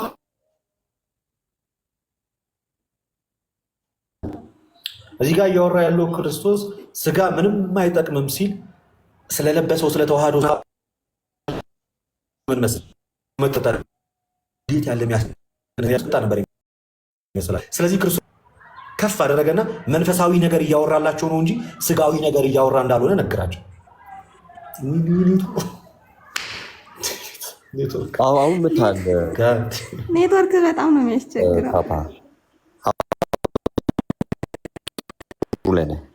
አሁን ተመልሻለሁ። ክርስቶስ ስጋዊ ነገር መስሏቸው ነበር ሐዋርያቱ። ማለት በቃ ስጋውን እየቆረሱ የምትሰራው ኔትወርኩን የምታቆራርጥበት ኃይልሽ ፊውቸሪንግ ይወዳል። ልክ በባሮክ ያለው አይደል? ልቀጥል አላው ቀጥል። ኃይልዬ ግን ያሉን አልሰማሁትኝም። ምን እንደሆነ አልሰማሁትኝም። ቀጥል። ችግር የለም። እና ምን እያለ መሰለሽ ክርስቶስ ልክ ስጋዬ መብላት ደሜ መጠጣት ሲላቸው የመሰላቸው አይሁዳውያንም በሰዓቱ የነበሩትም ሁሉም የመሰላቸው ይሄ ስጋው እየተቆረሰ ልክ ጥሬ ስጋ እየቆረሽ እንደምትበይ እንደዛ ነበር የመሰላቸው። ኖ ካርናል በሆነ ማይንድ እንዳያሰቡት ያንን ነው። ሰላም ያለሽ ልደት ያለሽን አንድ ጊዜ ሰምራይዝ ላድርግሽ በአጠር ከጸሎት በፊት ያ ህብስትና ወይን ምንድን ነበር? ህብስትና ወይን ብቻ ነበር ከጸሎት ምን በፊት አይደለ? ከዛ ጌታችን መድኃኒታችን ኢየሱስ ክርስቶስ ሲያከብረው ግን ምን ሆነ? እውነተኛ ስጋና ደሙ ሆነ። አይሹ ህብስትን አነሳ አይደለ? ከሰማይ የወረደ ያው እንጀራ እኔ ነኝ አለ። ሰው ከዚህ ይበላል ያለው እዚህ እንጀራ ያ ከዚህ ብሎ የገለጠው የሚታይ እንጀራ ነበር አልነበረም? ወይም ቂጣ ዳቦም በይው ቂጣም በይው የሚታይ ቂጣ በደንብ አስተቢ። የሚታይ አነሳና ምን አደረገ? ጸሎት አደረገ አይደል? ካነሳ በኋላ መልሶ ያንን ቂጣ ካነሳ በኋላ እንኩ ይሄን ቂጣ ነው ያለው ወይስ ስጋዬ ብሎ ነው የጠራው? ያንን ስጋዬ ብሎ ነው የጠራው። አየሹ ምን አለ? ሰው ከዚህ እንጀራ ቢበላ ለዘላለም ይኖራል ካለ በኋላ እኔ ስለ ዓለም ህይወት ስለምን ስለ ዓለም ህይወት የምሰጠው እንጀራ ስጋዬ ነው አለ። ስለ ዓለም ህይወት የሚሰጠው ምኑ ነው? ስጋው። ስለዚህ ያንን ቂጣ ከመጸለዩ በፊት መጽሐፉ ቂጣ እንዳነሳ ይነግረናል። ጸሎት ካደረገ በኋላ ግን ምን ብሎ ጠራው? ጌታ ምን ብሎ ጠራው? ስጋዬ ብሎ ጠራው። ከዛ ስጋዬ እውነተኛ መብል ደሜም እውነተኛ መጠጥ ነውና ብሎ አለ ማለት ነው። ኦኬ ስለዛ ግልጽ ያሉልን ነገር ካለ ተመልሻለሁ። ባሮክ ተመልሰሃል ልደቱ እኮ። ስለዚህ ባሮክ እንዳስረዳሽ ነው። እኔም እንደነገርኩሽ እውነተኛ የጌታን ቅዱስ ስጋና ክቡር ደም ነው የምንቀበለው። እኛ ይለዋወጣል እንደዚህ የሚል ብዙ ማብራሪያዎች ውስጥ አንገባም። ከጸሎቱ በኋላ ግን ስንወስድ በእምነት በመንፈስ እውነተኛ የክርስቶስ ስጋና ደም ብለን እንደምንቀበል ነው የምንናገረው። እና አንድ ጥቅስ ልጨምርልሽ። አንደኛ ቆሮንቶስ ላይ ጳውሎስ እንደዚህ ይላል ቁጥር 16 ላይ አንደኛ ቆሮንቶስ ምዕራፍ 10 ቁጥር 16 ላይ የምንባረከው የበረከት ጽዋ አለ። የምንባረከው የበረከት ጽዋ ከክርስቶስ ደም ጋር ህብረት ያለው አይደለምን አለ። የምንቆርሰውስ እንጀራ ከክርስቶስ ስጋ ጋር ህብረት ያለው አይደለምን? ስለዚህ የምንባረከው የበረከት ጽዋ ከክርስቶስ ደም ጋር ምን አለው እያለ ነው ጳውሎስ? ሰላም ህብረት አለው እያለ ነው አይደል? እንጀራውም ደግሞ ከክርስቶስ ስጋ ጋር ህብረት አለው አለ። አንድ እንጀራ ስለሆነ እኛ ብዙዎች ስንሆን አንድ ስጋ ነን አለ። አንድ ስጋ የሚያደርገን ያ አንዱ እንጀራ ነው። ምን ተብሎ የተጠራ? የክርስቶስ ኢየሱስ ስጋ ተብሎ የተጠራው እና ስለዚህ ጽዋው ከክርስቶስ ደም ጋር ፍጹም ህብረት አለው። ለዛም ነው ክርስቶስ ደሜ ነው ያለው። እንጀራውም ከክርስቶስ ስጋ ጋር ፍጹም ህብረት አለው። ለዛ ነው ክርስቶስ ስጋዬ ነው ያለው። ስለዚህ ስንበላና ስንጠጣ የክርስቶስ ስጋና ደም ብለን ነው የምንበላው። መታሰቢያ የሚለው ቃል ከምን አንጻር ነው የመጣው ስንል በምንበላና በምንጠጣ እሱን እንድታስረዳኝ ሉቃስ 22:19 ላይ ያለው ሉቃስ 22:19 ማርቆስ 14 ላይም አለ። መታሰቢያ የተባለው ቃል ይህንን ለመታሰቢያ ያደርጉት ያለው ይሄ ወይን የስጋዬ መታሰቢያ ነው አላለም ጌታ። ይሄ እንጀራ የስጋዬ መታሰቢያ ነው ሳይሆን ያለው ስጋዬ ነው ደሜ ነው ካለ በኋላ ለመታሰቢያ ያደርጉት ማለት ጳውሎስ ምን ማለት ነው ምኑ ነው የምናስበው የሚለውን ነገር ሲያስረዳ ምን ይላል መሰለሽ? ስጋውንም በበላችሁ ደሙንም በጠጣችሁ ሰዓት ላይ ምኑን ትናገራላችሁ አለ ጳውሎስ ሲናገር። ሞቱን ትናገራላችሁ አይደል የሚለው ሞትና ትንሣኤን ትናገራላችሁ። ስለዚህ የምናስበው ስጋውን በበላንና ደሙን በጠጣን ሰዓት ላይ የክርስቶስ ኢየሱስን ሞትና ትንሣኤ ነው። መታሰቢያው ምኑ ነው ማለት ነው? የምን መታሰቢያ ውጤት ነው? የክርስቶስ ኢየሱስ የሞትና ትንሣኤ መታሰቢያ ውጤት ነው። ይህ አማናዊ ቅዱስ ቁርባን በምንወስድበት ሰዓት ላይ ይሄ የኢየሱስ ክርስቶስ የሞቱ ውጤት ነው። ክርስቶስ ሞቶ ተነስቶ የሰጠን ቅዱስ ቁርባን እውነተኛ ስጋ ነው እያልን የክርስቶስን ሞት እና ትንሣኤ እያሰብን እንበላለን። የምናስበው ሞቱን ነው እንጂ ስጋው ጀስት ዝም ብሎ መታሰቢያ የሆነ ስጋ አይደለም። አይ እሱማ በፕሮቴስታንትም እኮ ማለት በፊት ስንወስድ እኛ በፍርሃትና በመንቀጥቀጥ ነው የምንወስደው። ሁላ ከሚወስደው ሰው ይልቅ የማይወስደው ሰው ይበዛል። ግን እውነተኛ የጌታ ስጋና ደም ብለው አይወስዱም። እውነተኛ የጌታ ስጋና ደም ብለው አይወስዱም ፕሮቴስታንቶች። አይ ነው ተብሎ ሳይሆን አሁን ለምሳሌ እኔ አሁን የሉተራን የምቀበለው ነው ብለን ሳይሆን ይገኝበታል በሚለው ማለት ነው። አሁን እናንተ ህብስቱ ወደ ጌታ ኢየሱስ ስጋ ተለወጠ። ኦልሬዲ ስግው ቃል ማለት ነው። ወደ ስግው ቃል ነው አይደል የሚለወጠው። እኛ ደግሞ የክርስቶስ ልክ ካህኑ ወይም ደግሞ አገልጋዩ ሲጸልይበት የክርስቶስ እውነተኛ ስጋ በህብስቱ ውስጥ ይገኛል ብለን ማለት ነው። እኛ ይገኛል እንደዛ ያምናሉ። ጴንጤኮስታሎች እንደዛ ያምኑ። አብዛኛው ጴንጤ አንቺ የተናገርሽው እምነት የለውም። ሉትራኖች በውስጥና በውጭው የክርስቶስ ኢየሱስ ወይም ደግሞ ሪል ፕሬዘንሱ አለ ብሎ ያምናሉ።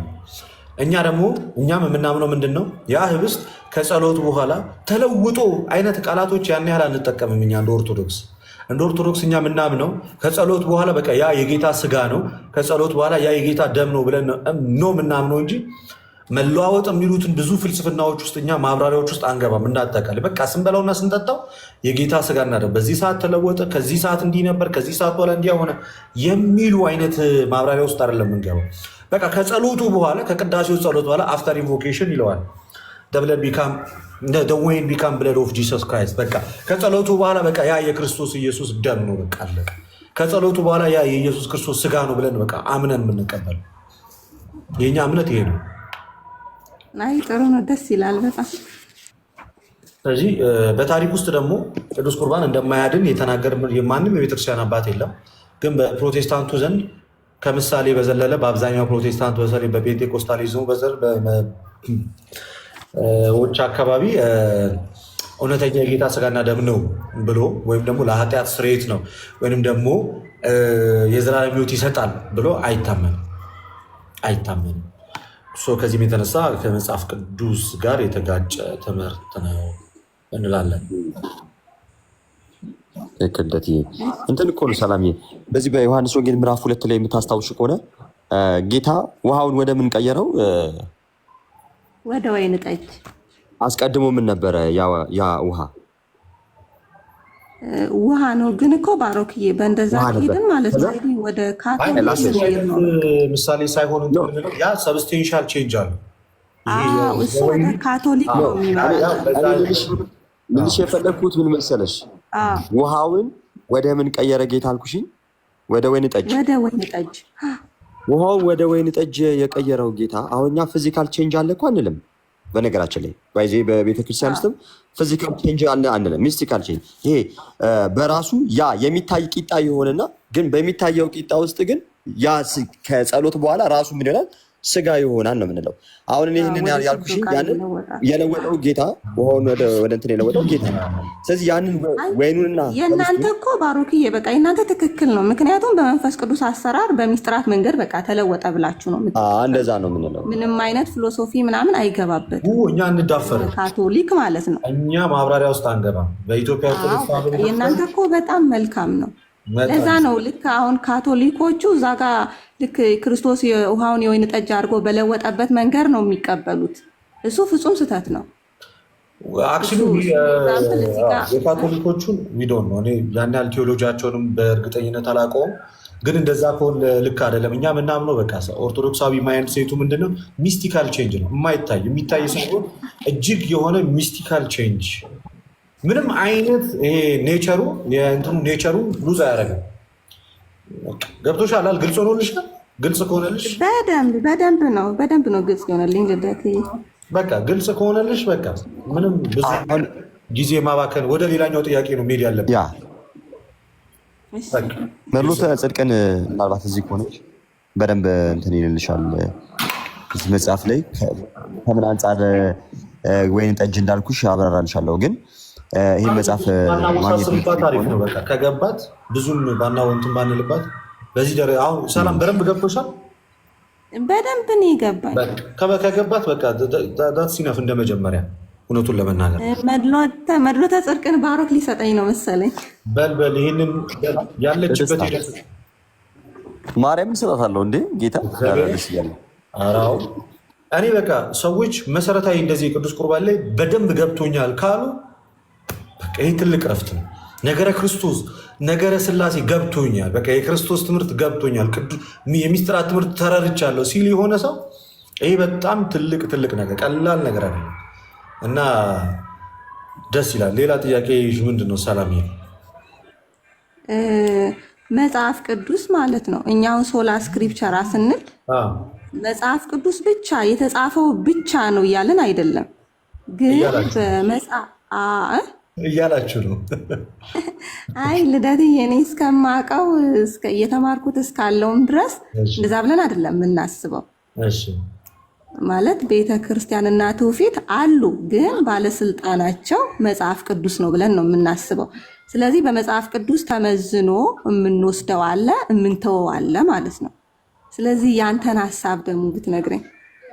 አክቹዋሊ መጽሐፍ ቅዱስ ብቻ ማለት በፕሮቴስታንቱ ዘንድ እዚህ ቃሉ ላይ ያለው የተጻፈው ብቻ ስልጣን አለው ነው አይደል? መጽሐፍ ቅዱስ ሲል ገና መነሻው ራሱ ሰላም ስለተጻፈ ነገር ነው እያወራ ያለው አይደል? ስለ ሪትን ስለ ሪትን ከሆነ 66ቱ ብቻ እያላችሁ ነው ባቸው፣ ሌላ ነገር እየጨመራችሁ አይደል? መጽሐፍ ቅዱስ ብቻ የሚለው ትምህርት የተጻፈው ማለት የተጻፈውን ብቻ እያልን አይደለም የምትሉ ከሆነ ገና ከመነሻው ፋላሺየስ ይሆናል። እንዴት አትይኝም? መጽሐፍ ቅዱስ ብለሽ ከጀመርሽ ስለተጻፈው ቅዱስ የእግዚአብሔር ቃል እያወራች ነው አይደለ?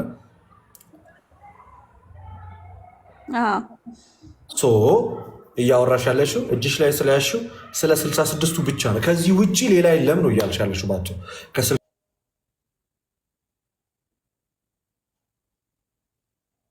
ነገር ማውራት አትችሉም። ግን መጽሐፍ ቅዱስ ሲናገር ምንድን ነው የሚለው? ተሰሎንቄ ላይ ያለውን ነገር ጳውሎስ የእግዚአብሔር ቃል አይበላለጥም ማለት የተጻፉ የእግዚአብሔር ቃልና ያልተጻፉ ብዙ ናቸው። ያልጻፉት የነዛ ሐዋርያት ትምህርት ስልጣናዊ ነው አይደለም? በመጽሐፍ ቅዱስ ተመዝኖ ትክክል ከሆነ ስልጣናዊ ነው እንዴ? የሐዋርያቱን ቃል እኮ ነው ያልኩሽ። አይ ትክክል ነው። እና ታዲያ እንዴ ይኸውልሽ ሁለተኛ ተሰሎንቄ ምዕራፍ 2 ቁጥር 15 ላይ እንደዚህ ይላል፣ እንግዲያስ ወንድሞች ሆይ ጸንታችሁ ቁሙ፣ በቃላችንም ቢሆን በመልእክቶቻችን የተማራችሁትን ወግ ያዙ ይላል። በቃላቸውም ሆነ በመልእክቶቻቸው ያስተላለፉት ቃል ስልጣናዊ ነው አይደለም? ሰሉ ስልጣናዊ ነው። ታዲያ ጳውሎስ እያለ ያለው የተጻፈው ብቻ ሳይሆን በቃላችንም ያስተማርናችሁ ያዙ ነው ያለው። ስለዚህ ሁለቱም ስልጣናዊ ነው አይደለም? ሁለቱም የራሳቸውን ሀሳብ በመጽሐፍ ቅዱስ ነው ያስረዱት፣ በ66ቱ መጽሐፍ ቅዱስ እና መጽሐፍ ቅዱስ የበላይ ባለስልጣን ከሆነና የሚዳኝ ከሆነ ከሁለት አንዳቸውን ልክ ማድረግ አለበት አይደለም? እሱም ብቻ አይደለም። እንደምታውቂው ካልቪኒስቶች የሚባሉት የፕሮቴስታንት ብራንች ክርስቶስ ለዓለም አልሞተም ብለው እንደሚያምኑ ታውቂያለሽ አይደል? አውቃለሁ። ለተመረጡት ብቻ ነው ውስን ቤዝወት ወይም ሊሚትድ አቶንመንት ይላል። ውስን ቤዝወት ነው እንጂ ለሁሉም አልሞተም ይላል። እነሱም አንቺ ያሹን 66ቱ መጽሐፍ ቅዱስ ይዘው ነው የሚጠቅሱት። አንቺ ደግሞ ምን ብለሽ ነው የምታምኚው? ክርስቶስ ለዓለም ነው የሞተው ብለሽ ነው የምታምኚው አይደለ? አዎ ለዓለም ነው የሞተው። አሁን ከሁለታችሁ ማን ነው ትክክል? ሁለታችሁም ስልጣናዊ ነው ያላችሁትን 66ቱ መጽሐፍ ቅዱስ ይዛችኋል። ከሁለታችሁ ማን ነው ልክ? ሞተው የሚለው ነው ትክክል። በምን መመዘኛ ነው?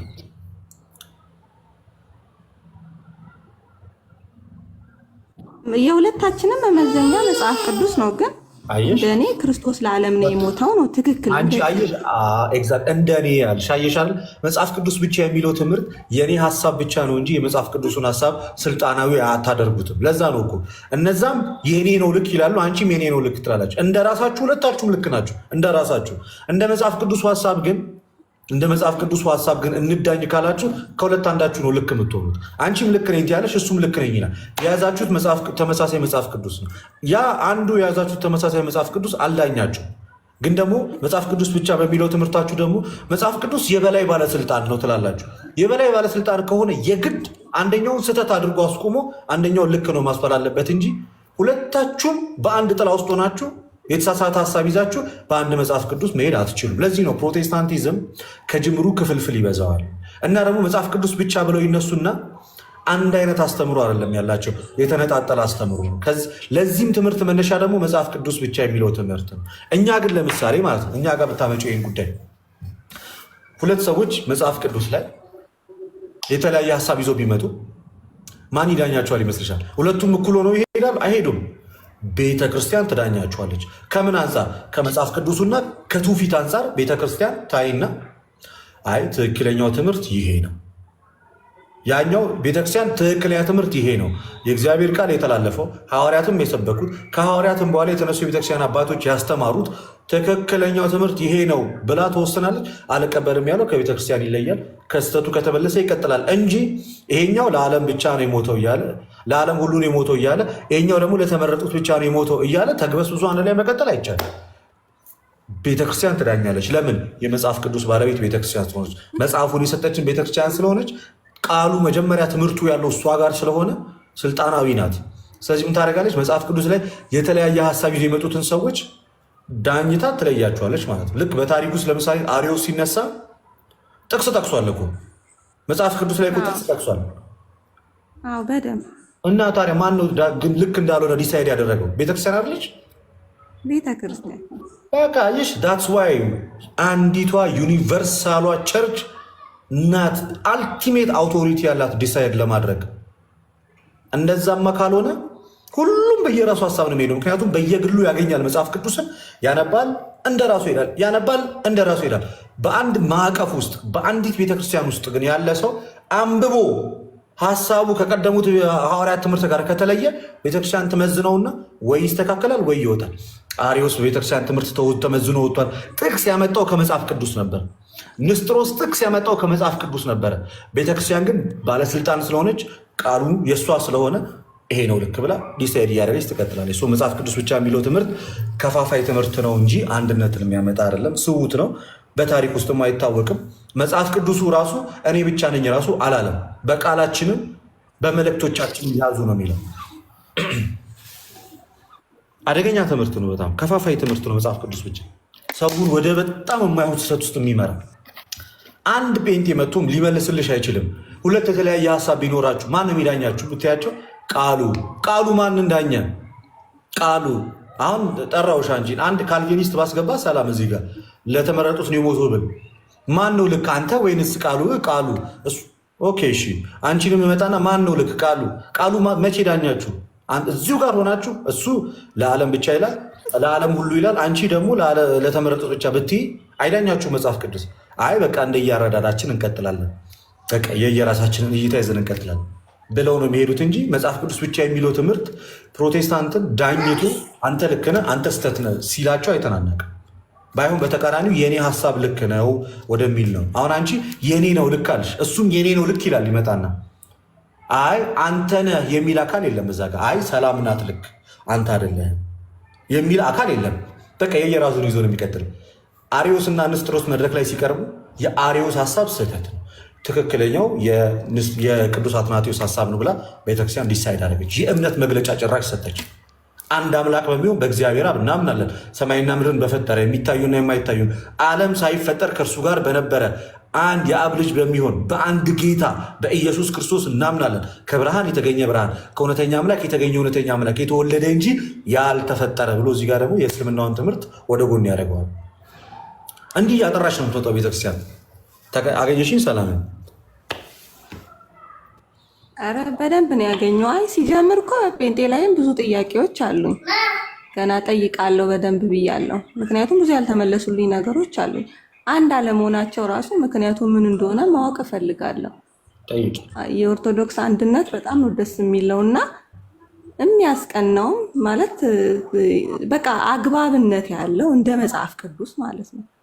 ትክክል ነው ብዬ ነው የማምነው። ምክንያቱም አንድ መጽሐፍ ቅዱስ ካለ ሁሉም በአንድ መጽሐፍ ቅዱስ ውስጥ መመራት አለባቸው ብዬ ነው የማስበው።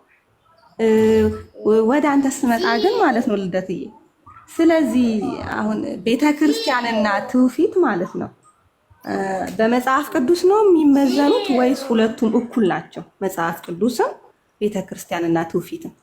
እንዳልኩሽ ትውፊት ማለት በሁለት መንገድ እንከፍለዋለን። ቅዱስ ትውፊት ብለን ማለት ነው። ዝም ብሎ ንግግራዊ የሆነ ትውፊት አለ፣ ቅዱስ የተባለ ትውፊት ደግሞ አለ። ስለዚህ ይሄ ትውፊት ስልጣናዊ ነው፣ ምክንያቱም ከሐዋርያት ጀምሮ የተቀበልነው ትምህርት ስለሆነ። መጽሐፍ ቅዱስም ስልጣናዊ ነው።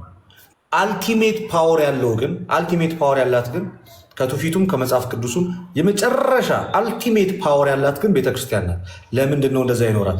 ትውፊቱንም የሰጠችን ቤተክርስቲያን ናት። ከእሷ የተቀደው መጽሐፍ ቅዱሱም የመጣው ከቤተክርስቲያን ስለሆነ መጽሐፍ ቅዱስ ላይ ሰዎች የተዛባ ኢቨን መጽሐፉ ላይ ጽሁፉ ላይ ለምሳሌ ሲጻፍ ምናምን ወርዲንግ ስተት ኤረር ምናምን ተፈጥሮ በህትመት ዙሪያ የተሳሳተ ሀሳብ አስገብተው ሰዎች ይዘው ቢመጡ ማን ነው ዲሳይድ የሚያደርግ? ቤተክርስቲያን። ለምን? አስቀድሞ ትምህርቱ እሷ ጋር ስላለ ታየውና ስትመዝነው ይሄንን በትውፊቱ ራሱ አይታ አይ እዚህ መጽሐፍ ላይ ቀድሞ የተሰበከው ስብከት ይሄ አይደለም፣ ስለዚህ ትክክለኛው ቃል ይሄ ነው ብላ የመናገር መብት አላት። ለምን? ትክክለኛውን አይሳሳቴውን ትምህርት ይዛ በመጽሐፍ ቅዱስ በኩል ለሰው የሰጠችው እሷ ስለሆነች። ከህትመት አንጻር ከብዙ ነገር አንጻር ሰው እጅ ላይ ሲገባ ከአንዱ ወደ አንዱ ትራንስሌት ሲደረግ የቃላት ልዩነቶች፣ ግድፈቶች ቢኖሩ መልሳ የምታርመው ማናት? ቤተ ክርስቲያን ናት። ለምን? ቃሉ የሷ ስለሆነ። ስታርም በምን መንገድ ታርመዋለች? በቅዱስ ትውፊት በኩል። ያ ቅዱስ ትውፊት ምንድን ነው? ከሐዋርያት የተቀበለችው ትምህርት ስለሆነ ቤተክርስቲያን ስትመሰረት ጀምሮ መንፈስ ቅዱስ አብሯታል። መንፈስ ቅዱስ ወደ እውነት ሁሉ የሚመራ መንፈስ ነው። ያ መንፈስ ቅዱስ ቤተክርስቲያንን አልቲሜት ዲሲሽን እንድትሰጥ ያደርጋታል። ምክንያቱም እውነቶች ሁሉ የሚመጡት ከእውነተኛው መንፈስ ቅዱስ ስለሆነ፣ የእግዚአብሔር ቃልም የተወለደው ከዛ ስለሆነ እዛ የእግዚአብሔር ቃል ላይ ሰዎች ጨምረው ብታይ በመንፈስ ቅዱስ በኩል ባለስልጣን ስለሆነች ቤተክርስቲያን ልክ አንደኛ ጢሞቴዎስ ምዕራፍ 3 ቁጥር 15 ላይ ቤቱም የእውነት አምድ የሕያው እግዚአብሔር ቤተክርስቲያን ስለሆነች የእውነት አምድ ስለሆነች እሷ እየዳኘች እየመዘነች ነገሮችን ለልጆቿ ትሰጣለች። ለዛ ነው ቤተክርስቲያን ከሁሉም የበላይ ናት። መንፈስ ቅዱስንም የተቀበለችው እሷ ናት። መንፈስ ቅዱስ ከተቀበለችው ቤተክርስቲያን ነው የእግዚአብሔር ቃል በተለያየ አይነት ቦታ ለሰው ልጆች የደረሰው። ሐዋርያትም እንኳን መልእክትን ሲጽፉ የጻፉት አስቀድሞ ለቤተ ክርስቲያን ነው። የቆሮንቶስ መልእክት ለቆሮንቶስ ቤተክርስቲያን፣ የገላትያ መልእክት ለገላትያ ቤተክርስቲያን፣ የኤፌሶን መልእክት ለኤፌሶን ቤተክርስቲያን፣ የሮሜ መልእክት ሮም ላለችው ክርስቲያኖች የተጻፈ መልእክት ነው። ሲጻፍ ራሱ የተጻፈው ለማነው? አስቀድሞ ለቤተ ክርስቲያን ነው። የቃሉ ባለቤት ቤተክርስቲያን ናት። ለምን? ስልጣናዊ አድርጎ በደሙ የመሰረታት እሷ ስለሆነች። ቅዱስ ትውፊትንም መጽሐፍ ቅዱስንም ይዛ በእኩል እጅ አስቀምጣ የምታራምደው ማናት ማለት ነው? ቤተክርስቲያን ናት። ስለዚህ መጽሐፍ ቅዱስና ቅዱስ ትውፊት በመጽሐፍ ቅዱስ ነው በቤተ ክርስቲያን ነው የሚመዘኑት ማለት ነው። ኦፍኮርስ የመጨረሻ አልቲሜት ፓወር ያላት ቤተክርስቲያን ነው። እዚህ ጋር በጣም ትልቅ ልዩነት አለ። ዝም ብለሽ ሴንስ አድርጊው እስኪ። ሰላም መጽሐፍ ቅዱስን ማን የሰጠ? መጽሐፍ ቅዱስን ቤተ ክርስቲያን። ስለዚህ የቃሉ ባለቤት ማናት ማለት ነው? ቤተክርስቲያን። ቤተክርስቲያን ልክ ባትሆን ኖሮ ይህንን ልክ የሆነ መጽሐፍ ቅዱስ ልሰጠን ትችላለች? አይ አትችልም። እሱማ ስለዚህ አስቀድማ ስልጣናዊ ወይም በመንፈስ ቅዱስ የተመሰረተችው በጌታ ደም የታነጸችው ቤተክርስቲያን ቃሉ ትክክለኛውን ቃል ያስተላለፈችው እሷ ምን ስለሆነች ነው? እውነተኛና የሕያው እግዚአብሔር ቤተክርስቲያን ስለሆነች ነው አይደል? በጣም ጥሩ እንበልና በሰዓቱ መናፍቃን እኮ ነበሩ። ለምሳሌ ላስረዳሽ፣ ግኖስቲክ የሚባሉ መናፍቃን ነበሩ። የጳውሎስ መልእክት፣ የማርያም ወንጌል፣ የጴጥሮስ ወንጌል እያሉ ይጽፉ ነበረ። በሰዓቱ ይጽፉ ነበር በነ ጳውሎስ ስታይል እያደረጉ፣ በነ ጴጥሮስ መንገድ እያደረጉ። ያንን አሁን መለየት የሚችለው ማን ነው? ልክ የሆነውን ካልሆነው ቤተክርስቲያን ናት። ለምን? ቀድማ የጴጥሮስን ስብከት ስለምታውቅ አይደለም? ስለዚህ ይህን ያህል ስልጣናዊ ናት ነው የምልሽ ቤተክርስቲያን ነገሮችን ለማስተካከል። ኢቨን የማርያም ወንጌል ተብሎ መጥቶ ይሄ ልክ አይደለም ሲሎ ነው። የበርናባስ ወንጌል ተብሎ ነበር፣ ስህተት ነው። ሌሎች ጳውሎስ የጻፋቸው ምናምን አሉ ተብሎ ሲመጣ መዝና ይሄ አይደለም ብላ ነጥራ አውጥታ የጳውሎስ 14 የጴጥሮስ ስንት ናቸው? አንደኛ ጴጥሮስ፣ ሁለተኛ ጴጥሮስ አይደለ? እነዛን እየለየች ከዛ ዮሐንስ፣ አንደኛ ዮሐንስ መልእክት፣ ሁለተኛ ዮሐንስ መልእክት፣ ሶስተኛ ዮሐንስ መልእክት፣ ወንጌል 4 እያለች ለይታ እየሰጠችን ከሌሎቹ ቤተክርስቲያን ናት። ለምን? ቃሉን ባለቤት ስለሆነች ስለምታውቅ። ይህን እንድታደርግ ደግሞ መንፈስ ቅዱስ ምን ስላደረጋት? ጉልበትና አቅም ስለሰጣት እንጂ አሁን እስኪ አስቢው እስኪ ሰላም፣ እነ ጳውሎስ መጽሐፍ ቅዱስን በዚህ ልክ እንደዚህ አትመው ነው እንዲለኛ የሰጡን? አይ አይደለም። እሱማ ይህንን የሰበሰበችው ማናት? ቤተክርስቲያን። ስለዚህ ስልጣናዊዋ ማናት ማለት ነው? ልክ እኮ የሆነውን ካልሆነው ለይታ የጠራውን የእግዚአብሔር ቃል አይሳሳቴው መጽሐፍ የቱ ነው ብላ ልትሰጥ የምትችለው የማትሳሳቷ የጌታ ቤተክርስቲያን ነች። ሰላም። እሺ ስለዚህ ልደት ያቺ ቤተክርስቲያን ኦሪየንታል ናት ወይስ የግሪኳ ናት? ዓለም አቀፋዊቷ ቤተክርስቲያን እኛ ያለንባት ቤተክርስቲያን የኦሪየንታሏ። ኦሪየንታል አይ እሱማ በስምምነት ላይም ስለሆናችሁ በጉባኤ አንድ ቀን አድርጎናችሁ አይቀርም። እነሱ የግብፅ ኦርቶዶክስ ቤተክርስቲያን እና ሌሎቹ አሁን ላይ በጣም ኃይለኛ ኮንቨርሴሽን ላይ ነው ያሉት። ወደ እኛ እየመጡ ነው ያሉት። እኔ መሀል ላይ ፕሮቴስታንቱ እና ካቶሊኩ መሀል ላይ ወደ መቅረት ደረጃ እየሄደ ይመስለኛል። በጊዜ ብንቀላቀል በምን እንደሚለያዩ እኔ ልንገርሽ። ይኸው እዚህ ጋር ጴንጤ አንድ አይደለም፣ በጣም ብዙ ነው። መሰረታዊ ልዩነቶችን ልንገርሽ። ክርስቶስ ለዓለም ነው የሞተው የሚል አለ። ክርስቶስ ለዓለም አልሞተም የሚል አለ። ድነት ይታጣል የሚሉ አሉ፣ ድነት አይታጣም የሚሉ አሉ። ልሳን አሁንም ድረስ አለ፣ መንፈስ ቅዱስ በዛ በኩል ይሰራል የሚሉ ጴንጤኮስቴዎች አሉ። ልሳን የሚባል ነገር የማይቀበሉ ደግሞ እነማን አሉ? ጭራሽ ከአጋንንት ነው የሚሉ እነማን አሉ? ካልቪኒስቶች አሉ። የጸጋ ስጦታ ብላችሁ እናንተ የትንቢት መናገር ምናምን ብላችሁ ታምናላችሁ ጴንጤኮስቴዎች። እሱን ልክ አይደለም ብለው የሚቀበሉ ደግሞ ሌላ ግሩፖች አሉ። ይሲ ጋይስ ጴንጤነት በራሱ ዥንጉርጉር ሆኖ የሚቀጥል እንጂ አንድ ሆኖ የሚሄዳ። ሉትራኖች ደግሞ አሉ በዚህ በኩል። በጥምቀት ጋር ደግሞ ስንሄድ ዋን ሴቭድ ኦልዌይስ ሴቭድ የሚሉ ደግሞ ካልቪኒስቶች አሉ። በጣም በቃ ውስብስብ ነው። በቃ አሮን ነው እወቂው። ግን ጴንጤ አንድ አይደለም። እንዲሁ አንዳንዴ እንዲሁ ሲታዩ ምናምን ነገር አንድነት ያላቸው በትምህርት አንድ የሆኑ በመጽሐፍ ቅዱስ አረዳድ አንድ የሆኑ በአስተምሮ አንድ የሆኑ 166 መጽሐፍ ቅዱስ ስለያዙ ተሐድሶ ደግሞ ተብሎ ለብቻቸው አሉ። ፎር ዮር ኢንፎርሜሽን እናሰግድ ማለት ነው። ኢትዮጵያ ውስጥ ያሉት የኦርቶዶክስ ተሐድሶ ናቸው እኮ እነሱ። እናሰግድ ኦርቶዶክሳውያን አይደሉም እነሱ፣ ወቅተዋል። ኦርቶዶክስ አይደሉም፣ ኦርቶዶክስም አይደሉም፣ ጴንጤም አይደሉም። እነሱ አስተምሯቸው አሁን እንትና ልንገርሽ እናሰግድም ኦርቶዶክስ አይደሉም፣ ወጥተዋል ከኦርቶዶክስ ግን ራሳቸውን ተሐድሶ ብለው ይዘዋል። ልሳን የሚባል ነገር አያቀልሽም፣ በጥፊ ነው ይመታ። አሰግድ ዛ ልሳን አወራለሁ ብትል አይሰማህም። ብታይ አሁን ያሉትን ጴንጤዎችንም አይመስልም። እና ደግሞ አሰም ፖይንት ላይ ደግሞ ድነት ይታጣል ከሚሉት ጋርም ደግሞ አይስማማም። ራሱን የቻለ ደግሞ ፎርም አለ ተሐድሶ ተብሎ ለብቻው ደግሞ አለ። እዛ ጋር ደግሞ ጴንጤኮስጤ ያለ በልሳን የሚያብድ በመንፈስ ቅዱስ መነጋት መፈራገጥ ምናምን የሚቀበል ደግሞ ግሩፕ አለ። አረ ይሄ ደግሞ ከአጋንንት ነው የሚል ደግሞ የነአሴ ግሩፕ አለ። እንደገና ደግሞ እዚህ ጋር ካልቪኒስቶች አሉ። ድነት አይታጣም ኢየሱስ ደግሞ የሞተው ለጥቂቶች ብቻ ነው ብሎ የሚላል። እነዚህ ሁሉ ጋይ ስንት መጽሐፍ ቅዱስ ነው የያዙት? ወደ ቤተክርስቲያን ስትመጣስ we have one universal church አንድ የጌታ ቤተክርስቲያን አለች። ወደኛ ስትመጡ አንዲት ያቺ የጌታ ቤተክርስቲያን ዓለም አቀፋዊቷ የጌታ ቤተክርስቲያን አንዲት ወጥ የሆነ ትምህርት አላት እና በዛ ትምህርት ውስጥ ክርስቲያኖች በዓለም ዙሪያ ተበትነን አለን። በቃ ጣት ሲታለቅ የተሳሳተ ትምህርት እንኳን ቢኖር በዛች በአንዲቷ የጌታ ቤተክርስቲያን እየተመዘኑ ያልፋል እንጂ ተግበስብሶ መቀጠል አይቻልም። እንደገና ደግሞ እኔ አንድ ዚያ ቄል ጠይቂሽ ሰላምዬ እንትን የሚባሉት ታውቂያቸዋለሽ? ሶ ኮልድ ራሳቸውን የሐዋርያት ቤተክርስቲያን ብለው የሚጠሩ ጂሰሶች ልሳን ይናገራሉ። ታውቂያለሽ? አረ በጣም አጋንንት ሁሉ አስጨውን ይላሉ። አሁን ልጠይቅሽ የእነሱ ቸርች እንደሆነ ሳታቂ በዛ በር ጋር እያለፍሽ የሚናገሩት ልሳን የመንፈስ ቅዱስ ይሁን የአጋንንት ይሁን በምንድን ነው የምትለዩ?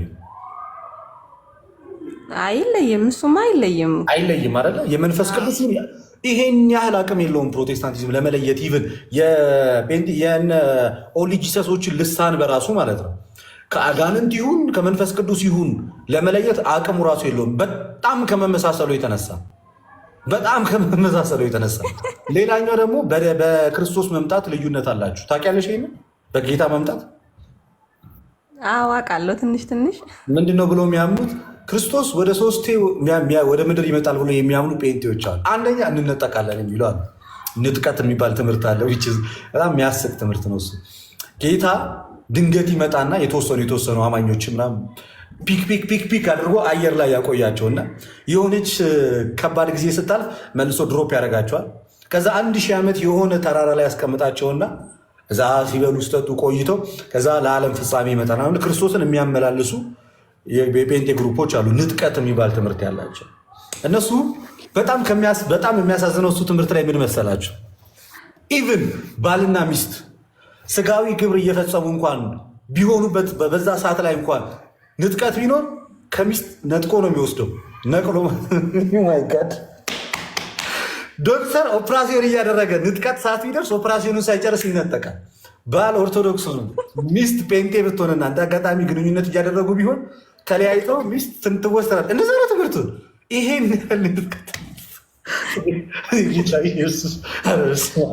ሹፌር ሆነ ኢማጅን ራይት ሹፌሩ ጴንጤ ነው እንበል። እየቀደርኩ አይደለም። ቄስ ትዕግስቱ የሚባሉ አሉ። የሉትራን ቤተክርስቲያን እዚህ አያት አካባቢ ናቸው። ቄስ ትዕግስቱ ይባል። ሙሉ ስብከታቸውን በንጥቀት ነው የሰማሁት። ለቅላቸዋለሁ ከፈለጋቸው። የራይዱ ሹፌር ጴንጤ ቢሆንና ከኋላ የተሳፈሩት ኦርቶዶክሶች ይሆናል ንጥቀት ቢሆን የራይድ ሹፌሩ ይወስደናል። አንተ ትገለባበጣለህ። ኦፕራሲዮን የሚያደርግሽ ወይ የሚያዋልድሽ ጴንጤ ቢሆን እና በንጥቀት የሚያን ጴንጤ ከሆነ ተወሰደ፣ ተነጠቀ። ኦፕራሲዮኑ ሳያልቅ ልጇን እየወለደች ምናምን ነገር ሙሽራ ሆነው ምናምን የሰርጋቸው ጫጉላቸው ላይ ሆነው ምናምን ንጥቀት ቢደርስ እዛው ትጨርሳል። ኢየሱስ ክርስቶስ! ኧረ ተው በእግዚአብሔር፣ ኧረ በክርስቶስ በጣም እኮ የሚገርም እኮ ትምህርት እኮ ነው። በኢየሱስ አይሆንም፣ በቃ አይመጣውም። ይሄ ልክ አይደለም። ኧረ በስመ አብ! እኔና ኤፍሬም ባለ ጊዜ በንጥቀት ዙሪያ ላይ ተወያይተን ነበር ከዛሬ 3 ዓመት። ጌታ ነጥቋችሁ ወዴት ነው የሚወስዳችሁ ምናምን ስለው አላወቀውም። ተነጥቀው ሁሉ አንዳንዶች ወዴት ነው የሚሉ እና በዚህም ልዩነት አለ። ግማሾቹ ደግሞ ይሄን አይቀበሉም። አይ ንጥቀት የሚባል ትምህርት በቃ ጌታ አንዴ ይመጣል፣ ከዛ በምድር ላይ ይፈርዳል፣ ከዛ ይሄዳል፣ በቃ አለቀ ብለው የሚያምኑ ግሩፖች አሉ። አብዛኛው ፕሮቴስታንት ግን የንጥቀትን ትምህርት ይቀበላል። አሁን ብትጠይቂያቸው ተስፋችሁ ምንድን ነው ምናምን ብትያቸው ጴንጤዎች እንነጠቃለን። የት ነው የምትነጠቅ? የት አባ ነው የምትነጠቅ? የት ልትሄድ? አያውቀውም። የት ልትቀመጥ? የሆነ አየር ላይ 7 ዓመት የሆነ ዓመት መከራ ይመጣል። እሱ እስኪያልፍ ድረስ ጌታ ደመና ላይ ከጌታ ጋር እንቀመጣል። ከዛ ደግሞ 1000 ዓመት ደግሞ ክርስቶስ መጥቶ ምድር ላይ ይነግሳል ብሎ እኮ የሚያምን ጴንጤ ያለው ልክ አይሁዳዊ ስታይል እምነት። አይሁዶች ገና ክርስቶስ ይመጣል፣ በምድር ላይ ይነግሳል፣ መንግስት ይመልሳል ምናምን የሚል በጣም ሰዋዊ እምነት ያላቸዋሉ አይሁዳውያን አሉ። እንደዛ ድረስ አሁንም የሚጠብቁ የመሲሁን መምጣት መጥቶ እንደሄደ ማያምኑ ማለት ነው። ከታች አንድ ኮመንት አላሻለኝም። ልክ እንደዛ ክርስቶስ ምድር ላይ ነቅሎ አለለቃተውት ሰላም ብቻ ነፍ ነው ልዩነቱ። ምድር ላይ 1000 ዓመት ይነግሳል የሚሉም እንዳለው ወቅ በዛ እሺ እሱ ላይ የኔን ቸርቼን አስተምሮ ይዤ እመጣለሁ። ያንቺ ምንድን ነው እሱ ላይ እምነትሽ? አሁን አልተዘጋጀሁበትም፣ ተዘጋጅቼ እመጣለሁ። ዛሬ በክርስቶስ ማይ ፔንቴ ፒፕል ባይዘ ትመጩኛላችሁ። ትለያያለህ አይደል? ትለያያለህ እኮ በጣጠስከን። እኔ ምን ስማኝ፣ እኔ ለምሳሌ አሁን እኔ የማምነው እምነት አለኝ። እኔ ለምሳሌ አዲስ ሰማይና አዲስ ምድር ይመጣል፣ እየተጠቀለለ ምድር ይሄዳል፣ እየተጠቀለለ ሰማይ ይሄዳል የሚል እምነት የለኝም። እኔ ያለኝ እምነት ክርስቶስ አንተ ስንት ይመጣል ታስበው? አንዴ ንጥቀት አትቀበልም ሆነ ነገርኩ እኮ በቃ ሊፈርድና ሊወስድ ነው የሚመጣው። በቃ አለቀ። የኔ እምነት እንነጠቃለን ብለው የሚያምኑ ደግሞ አሉ፣ በተስፋ የሚጠብቁ። አሜሪካ ላይ የሆነ ሰዓት ላይ ሴፕቴምበር ላይ ይመጣል ተብሎ ነው። የትኛው ነው እንነጠቃለን? ወዴት ነው የሚነጠቀው? አሜሪካ ላይ ንቀታቸውን እየሸጡ ነበር። ኃይል የሆነ ሰዓት ጣራ ላይ ሊወጣ ጣራ ላይ ወጥቶ እነጠቃለሁ ያለም ነበር ድሮ። መለክ እሱ ማጫወታ እየጠበቁ በቃ ሴፕቴምበር አናልፍም ተብሎ የሆነ 2025 ላይ ደረስን ሳይነጠቁ። ምን አትነጠቁም ብሎ ነገር የለም። ብዙ ነው ድራማው ብዙ ነው እና እውነቱ ላይ ስንሄድ ግን ቀለሜ እንደዛ ነው የሚያምነው ኤርሚያስ። እሺ አሁን አንዲት ልጅ ገብታለች። እስኪ ከተሐድሶ ከየት ቤተ እምነት ነሽ ናርዶስ ንገሪኝ እስኪ። የአንቺ ቤተ እምነት ሁሉ ግራ ይገባኛል። የኢትዮጵያው ተሐድሶ ነሽ? የውጭ ተሐድሶ ነሽ? ጴንጤ ነሽ? ካልቬኒስት ነሽ? ሉትራን ነሽ? የትኛው ነሽ? እስኪ አንቺ አሁን ናርዶስ እንኳን ደህና መጣሽ። ጥያቄ ነበረ። የት ቤተ እምነት ነሽ? ለይልኝ እስኪ አንቺ አሁን ተሐድሶ ተብለው እናሰግድ ጋር ነሽ ወይንስ ጴንጤቆስጤ ነሽ? መምህር አሰገድ ጋር ነኝ። አንቺ ተሐድሶ ጋር ልሳን ትቀበያለሽ? የጸጋ ስጦታ ስለሆነ ግን እንዴት ማጠቃቀም የራሱ የሆነ ያስተምራል። አሰግድ ግን እኮ አያምንም። እንዴት ነው ታዲያ አሰግድ የማያምነውን አንቺ የምታምኚው? ይቀበልም ያለ እስኪ በማስረጃ አሰገድ ልሳን አልቀበልም ይላል። አሰገድ ልሳንን ይቀበላል። ነገር ግን አረ ጋይስ ሄሉን ጥሩልኝ። አሁን ፔንቴዎች የሚናገሩትን ልሳን አሰግድ ይቀበላል? አሁን ላይ የሚናገሩትን ኖ አይደለም። መጽሐፍ ቅዱስ አንድ አዳምጪ። ጴንጤዎች አሁን ላይ በየአዳራሻቸው የሚናገሩትን ልሳን ለሄሉ ሼር አድርጉላት ጋይስ። አሁን ላይ ጴንጤዎች በየአዳራሻቸው ምላስን ከምላስ ጋር እያገጣጠሙ የሚያወጡትን ልሳን ይቀበላል አሰግድ? እሱን ትቀበያለሽ አንቺ? እሱን ትቀበያለሽ አንቺ? አየህ በቃ የጴንጤ ቆስጤ ልሳን አትቀበይም ማለት። እሺ ድነት ይታጣል ብለሽ ታምኛለሽ አንቺ?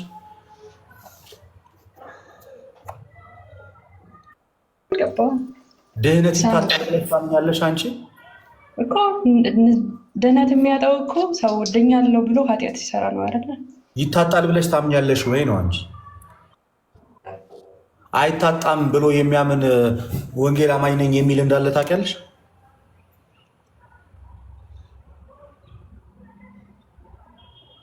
ድነት አይታጣም ይኖራል። አላውቅም። አሁን ሁለታችሁ የያዛችሁት የኦርቶዶክስ መጽሐፍ ቅዱስ አይደለም፣ የኦርቶዶክስን አይደለም የያዛችሁት፣ 66ቱን ነው የያዛችሁት አይደለም? መረዳት ነው። ከሁለታችሁ ማን ነው ትክክለኛ መረዳት ያለው? ይታጣል ያለው ነው ወይንስ አይታጣም ያለው ነው? እኔ ሰውየውን ለምን ይታጣል አትልም ማለት አልችልም። ማን ትክክለኛ መረዳት ያለው?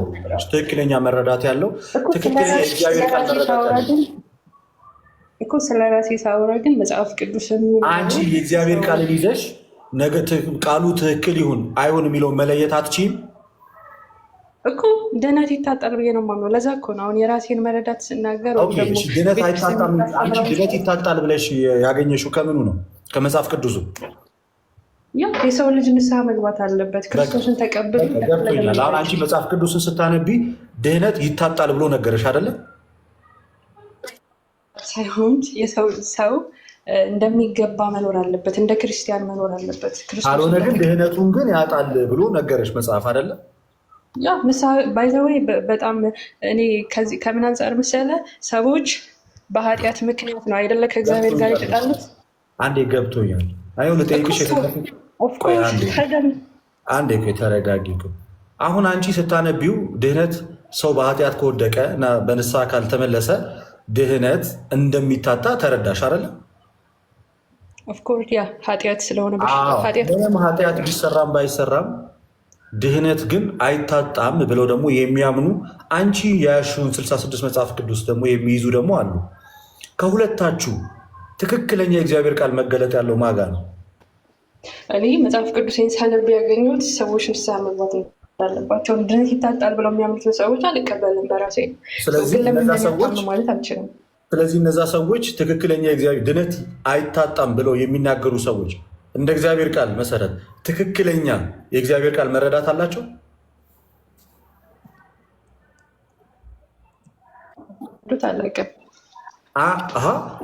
መረዳታቸውንማ ነገሩሽ። እኔ ለምሳሌ ድህነት አይታጣም ብዬ አመንኩኝ። በቃ አይታጣም ማለት የእኔ መረዳት ልክ ነው? አይታጣም ካልክ ከእግዚአብሔር ቃል አንጻር ነው እንደፈለክ መኖር አትችልም እኮ። ልክ ነው ወይንስ አይደለሁም? ተሳስቻለሁ ወይስ ልክ ነኝ? እንደ ራሴ መጽሐፍ ቅዱስን አንብቤ እንደተረዳሁት ከሆነ በፈጽሞ ትክክል አይደለም። ይህን እኮ ነው የምላችሁ። ፕሮቴስታንቲዝም ማለት የኔ ሀሳብ ማለት ነው፣ የግሌ መረዳት እንጂ ማን ልክ ይሁን ልክ አይሁን። አሁን ናርዶስ አንቺ ትክክለኛ እግዚአብሔር ቃል መረዳት ይኑርሽ አይኑርሽ አታውቂም። ምክንያቱም ሌላው ሰው ደግሞ ከአንቺ ተቃራኒ ሀሳብ አለው የአንቺኑ መጽሐፍ ቅዱስ ይዞ። እሱን ስህተት አድርገሽ ራስሽን ልክ አድርገሽ መቆም አትችይም። ለምን ጠይቀኝ ነበር አይደል? ልደት የት ነው ህብረት የምታደርግ ብላ አልጠየከኝም? ከህብረት የማደርግበት ቦታ ደግሞ እንደዚህ አይነት አቋም ነው ያለ ሰው። ከዚህ አንጻር ነው የመለስኩልህ እኮ። ስለዚህ ሌላ ለምሳሌ አሁን አዲስ ኪዳን ካህናት የሚባል ቸርች ደግሞ ራሱን ችሏል። ወይም ደግሞ ባፕቲስት ቸርች ተብሎ ደግሞ እነዚህ ካልቪኒስቶች የሚሰበሰቡበት ልሳን የማይነገርበት ድነት አይታጣም ብለው ደግሞ የተቀመጡ አካላቶች አሉ። እናንተ ሁለታችሁም እዛና እዚህ ያላችሁት አዳራሾች እምነታችሁ የተለያየ ነው። የያዛችሁት መጽሐፍ ቅዱስ ግን ተመሳሳይ ነው። ለምን ተፈጠረ እንደዚህ አይነት መለያየት? ነገራችንም ስለቤት አየሽ፣ መናገር ማትችይው እኮ ትክክለኛ እግዚአብሔር ቃል መረዳት ነው። ትክክለኛውን ቃል እኮ ነገርኩ። አሁን ካለሽ ነገሪና እግዚአብሔር ቃል አዳምጪኝ። ትክክለኛ እግዚአብሔር ቃል መረዳት ካለሽ ይሄ ልክ አይደለም። እኔ ለምሳሌ ሙስሊም መጥቶ ክርስቶስ ፍጡር ነው ቢለኝ ትክክለኛ መረዳት ስላልያዘ መጽሐፍ ቅዱሱን አንብቦ መጥቶ ሙስሊም ክርስቶስ ፍጡር ነው ከመጽሐፍ ቅዱስ ላይ ቢለኝ ትክክለኛ መረዳት ስለሌለው ቁጭ አድርጌ እነግረዋለሁ። ልክ ሌላኛውም ለምሳሌ ፕሮቴስታንት መጥቶ ክርስቶስ ለዓለም ብቻ ነው፣ ክርስቶስ ለተመረጡት ብቻ ነው የሞተው ቢለኝ ትክክለኛ የእግዚአብሔር ቃል መረዳት ስለሌለው እነግረዋለሁ። ልክ አንቺ እንደዛ ትክክለኛ የእግዚአብሔር ቃል መረዳት ካለሽ ትክክለኛ የእግዚአብሔር ቃል መረዳት የሌላቸውን ሰዎች እንዴት አድርገሽ ነው መዳኘት ብትችል ወይም ደግሞ መለየት ብትችል? አወራለሁ በዚህ ጉዳይ ላይ እናገራለሁ ስለ ወንድሞች፣ ማንኛውም ሰው እንደዚህ አይነት ጥያቄ ሲያነሳ ነው ድነት ይታጣል አይታጣም የሚል ሀሳብ፣ ከዛም አልፎ ደግሞ አሁን ያልከውን ሀሳብ ሰው ካነሳ እኔም ማለምንበትን ነገር ተስማምቼ የራሱ ጉዳይ ነው ማለት አልችልም። እንደ እግዚአብሔር ቃል እናወራለን። መጽሐፍ ቅዱስ ማን የሰጠሽ ናርዶስ ላንቺ? በዚህ አይነት እንትን ውስጥ አልገባም። ባይዘው ጥያቄ ጠይቄ ነበር ተጠይቅኛለሽ። ግን ብዙ ጊዜ በጣም ኦርቶዶክሳዊነትን የሚያጠለሽ ስራ ስለምትሰሪ ዛሬ በአደባባይ አንድ ጥያቄ ልጠይቅሽ። ማን የሰጠሽ መጽሐፍ ቅዱስን? ከየት አመጣሽ? ኦርቶዶክስ አልሰጠችኝም። ማን የሰጠሽ? እኔ ኦርቶዶክስ ሰጠችሽ አላልኩም። ማን የሰጠሽ? አባቶች ናቸው። ማን የሰጠሽ? አባቶች አልኩ። ማን የሚባል አባት? ማስረጃ ስጭ። እንትን ምንድነው ስም መናገር ይጠበቅብሻል እንዴ? ማን ነው? እኛ ምክንያቱም ያመጣሽበት ቦታ ትክክል አይደለም ብለን ሞገትንሽ። ከየት ነው ያመጣሽው? ንገሪኝ። በቃ እሱን እንግዲህ የመጽሐፍ ቅዱስ ማህበርን ጠይቃቸው እና መጽሐፍ ቅዱስ ከየት እንዳመጣሽ ሳታውቂ ነው ኦርቶዶክስን ቀን ሙሉ የምትሰርቢው? ግን ለማውቃለሁ ከየት እንዳመጣው ግን እኔ እቀጣለሁ። አንቺ መጽሐፍ ቅዱሱ ከየት እንደመጣ ማን እንደሰጠሽ ካወቅሽ እኔ እቀጣለሁ። እዚህ ጋር ማን የሰጠሽ? ማን የሰጠሽ? አንቺ መጽሐፍ ቅዱስ ማን እንደሰጠሽ ካወቅሽ እኔ እቀጣለሁ።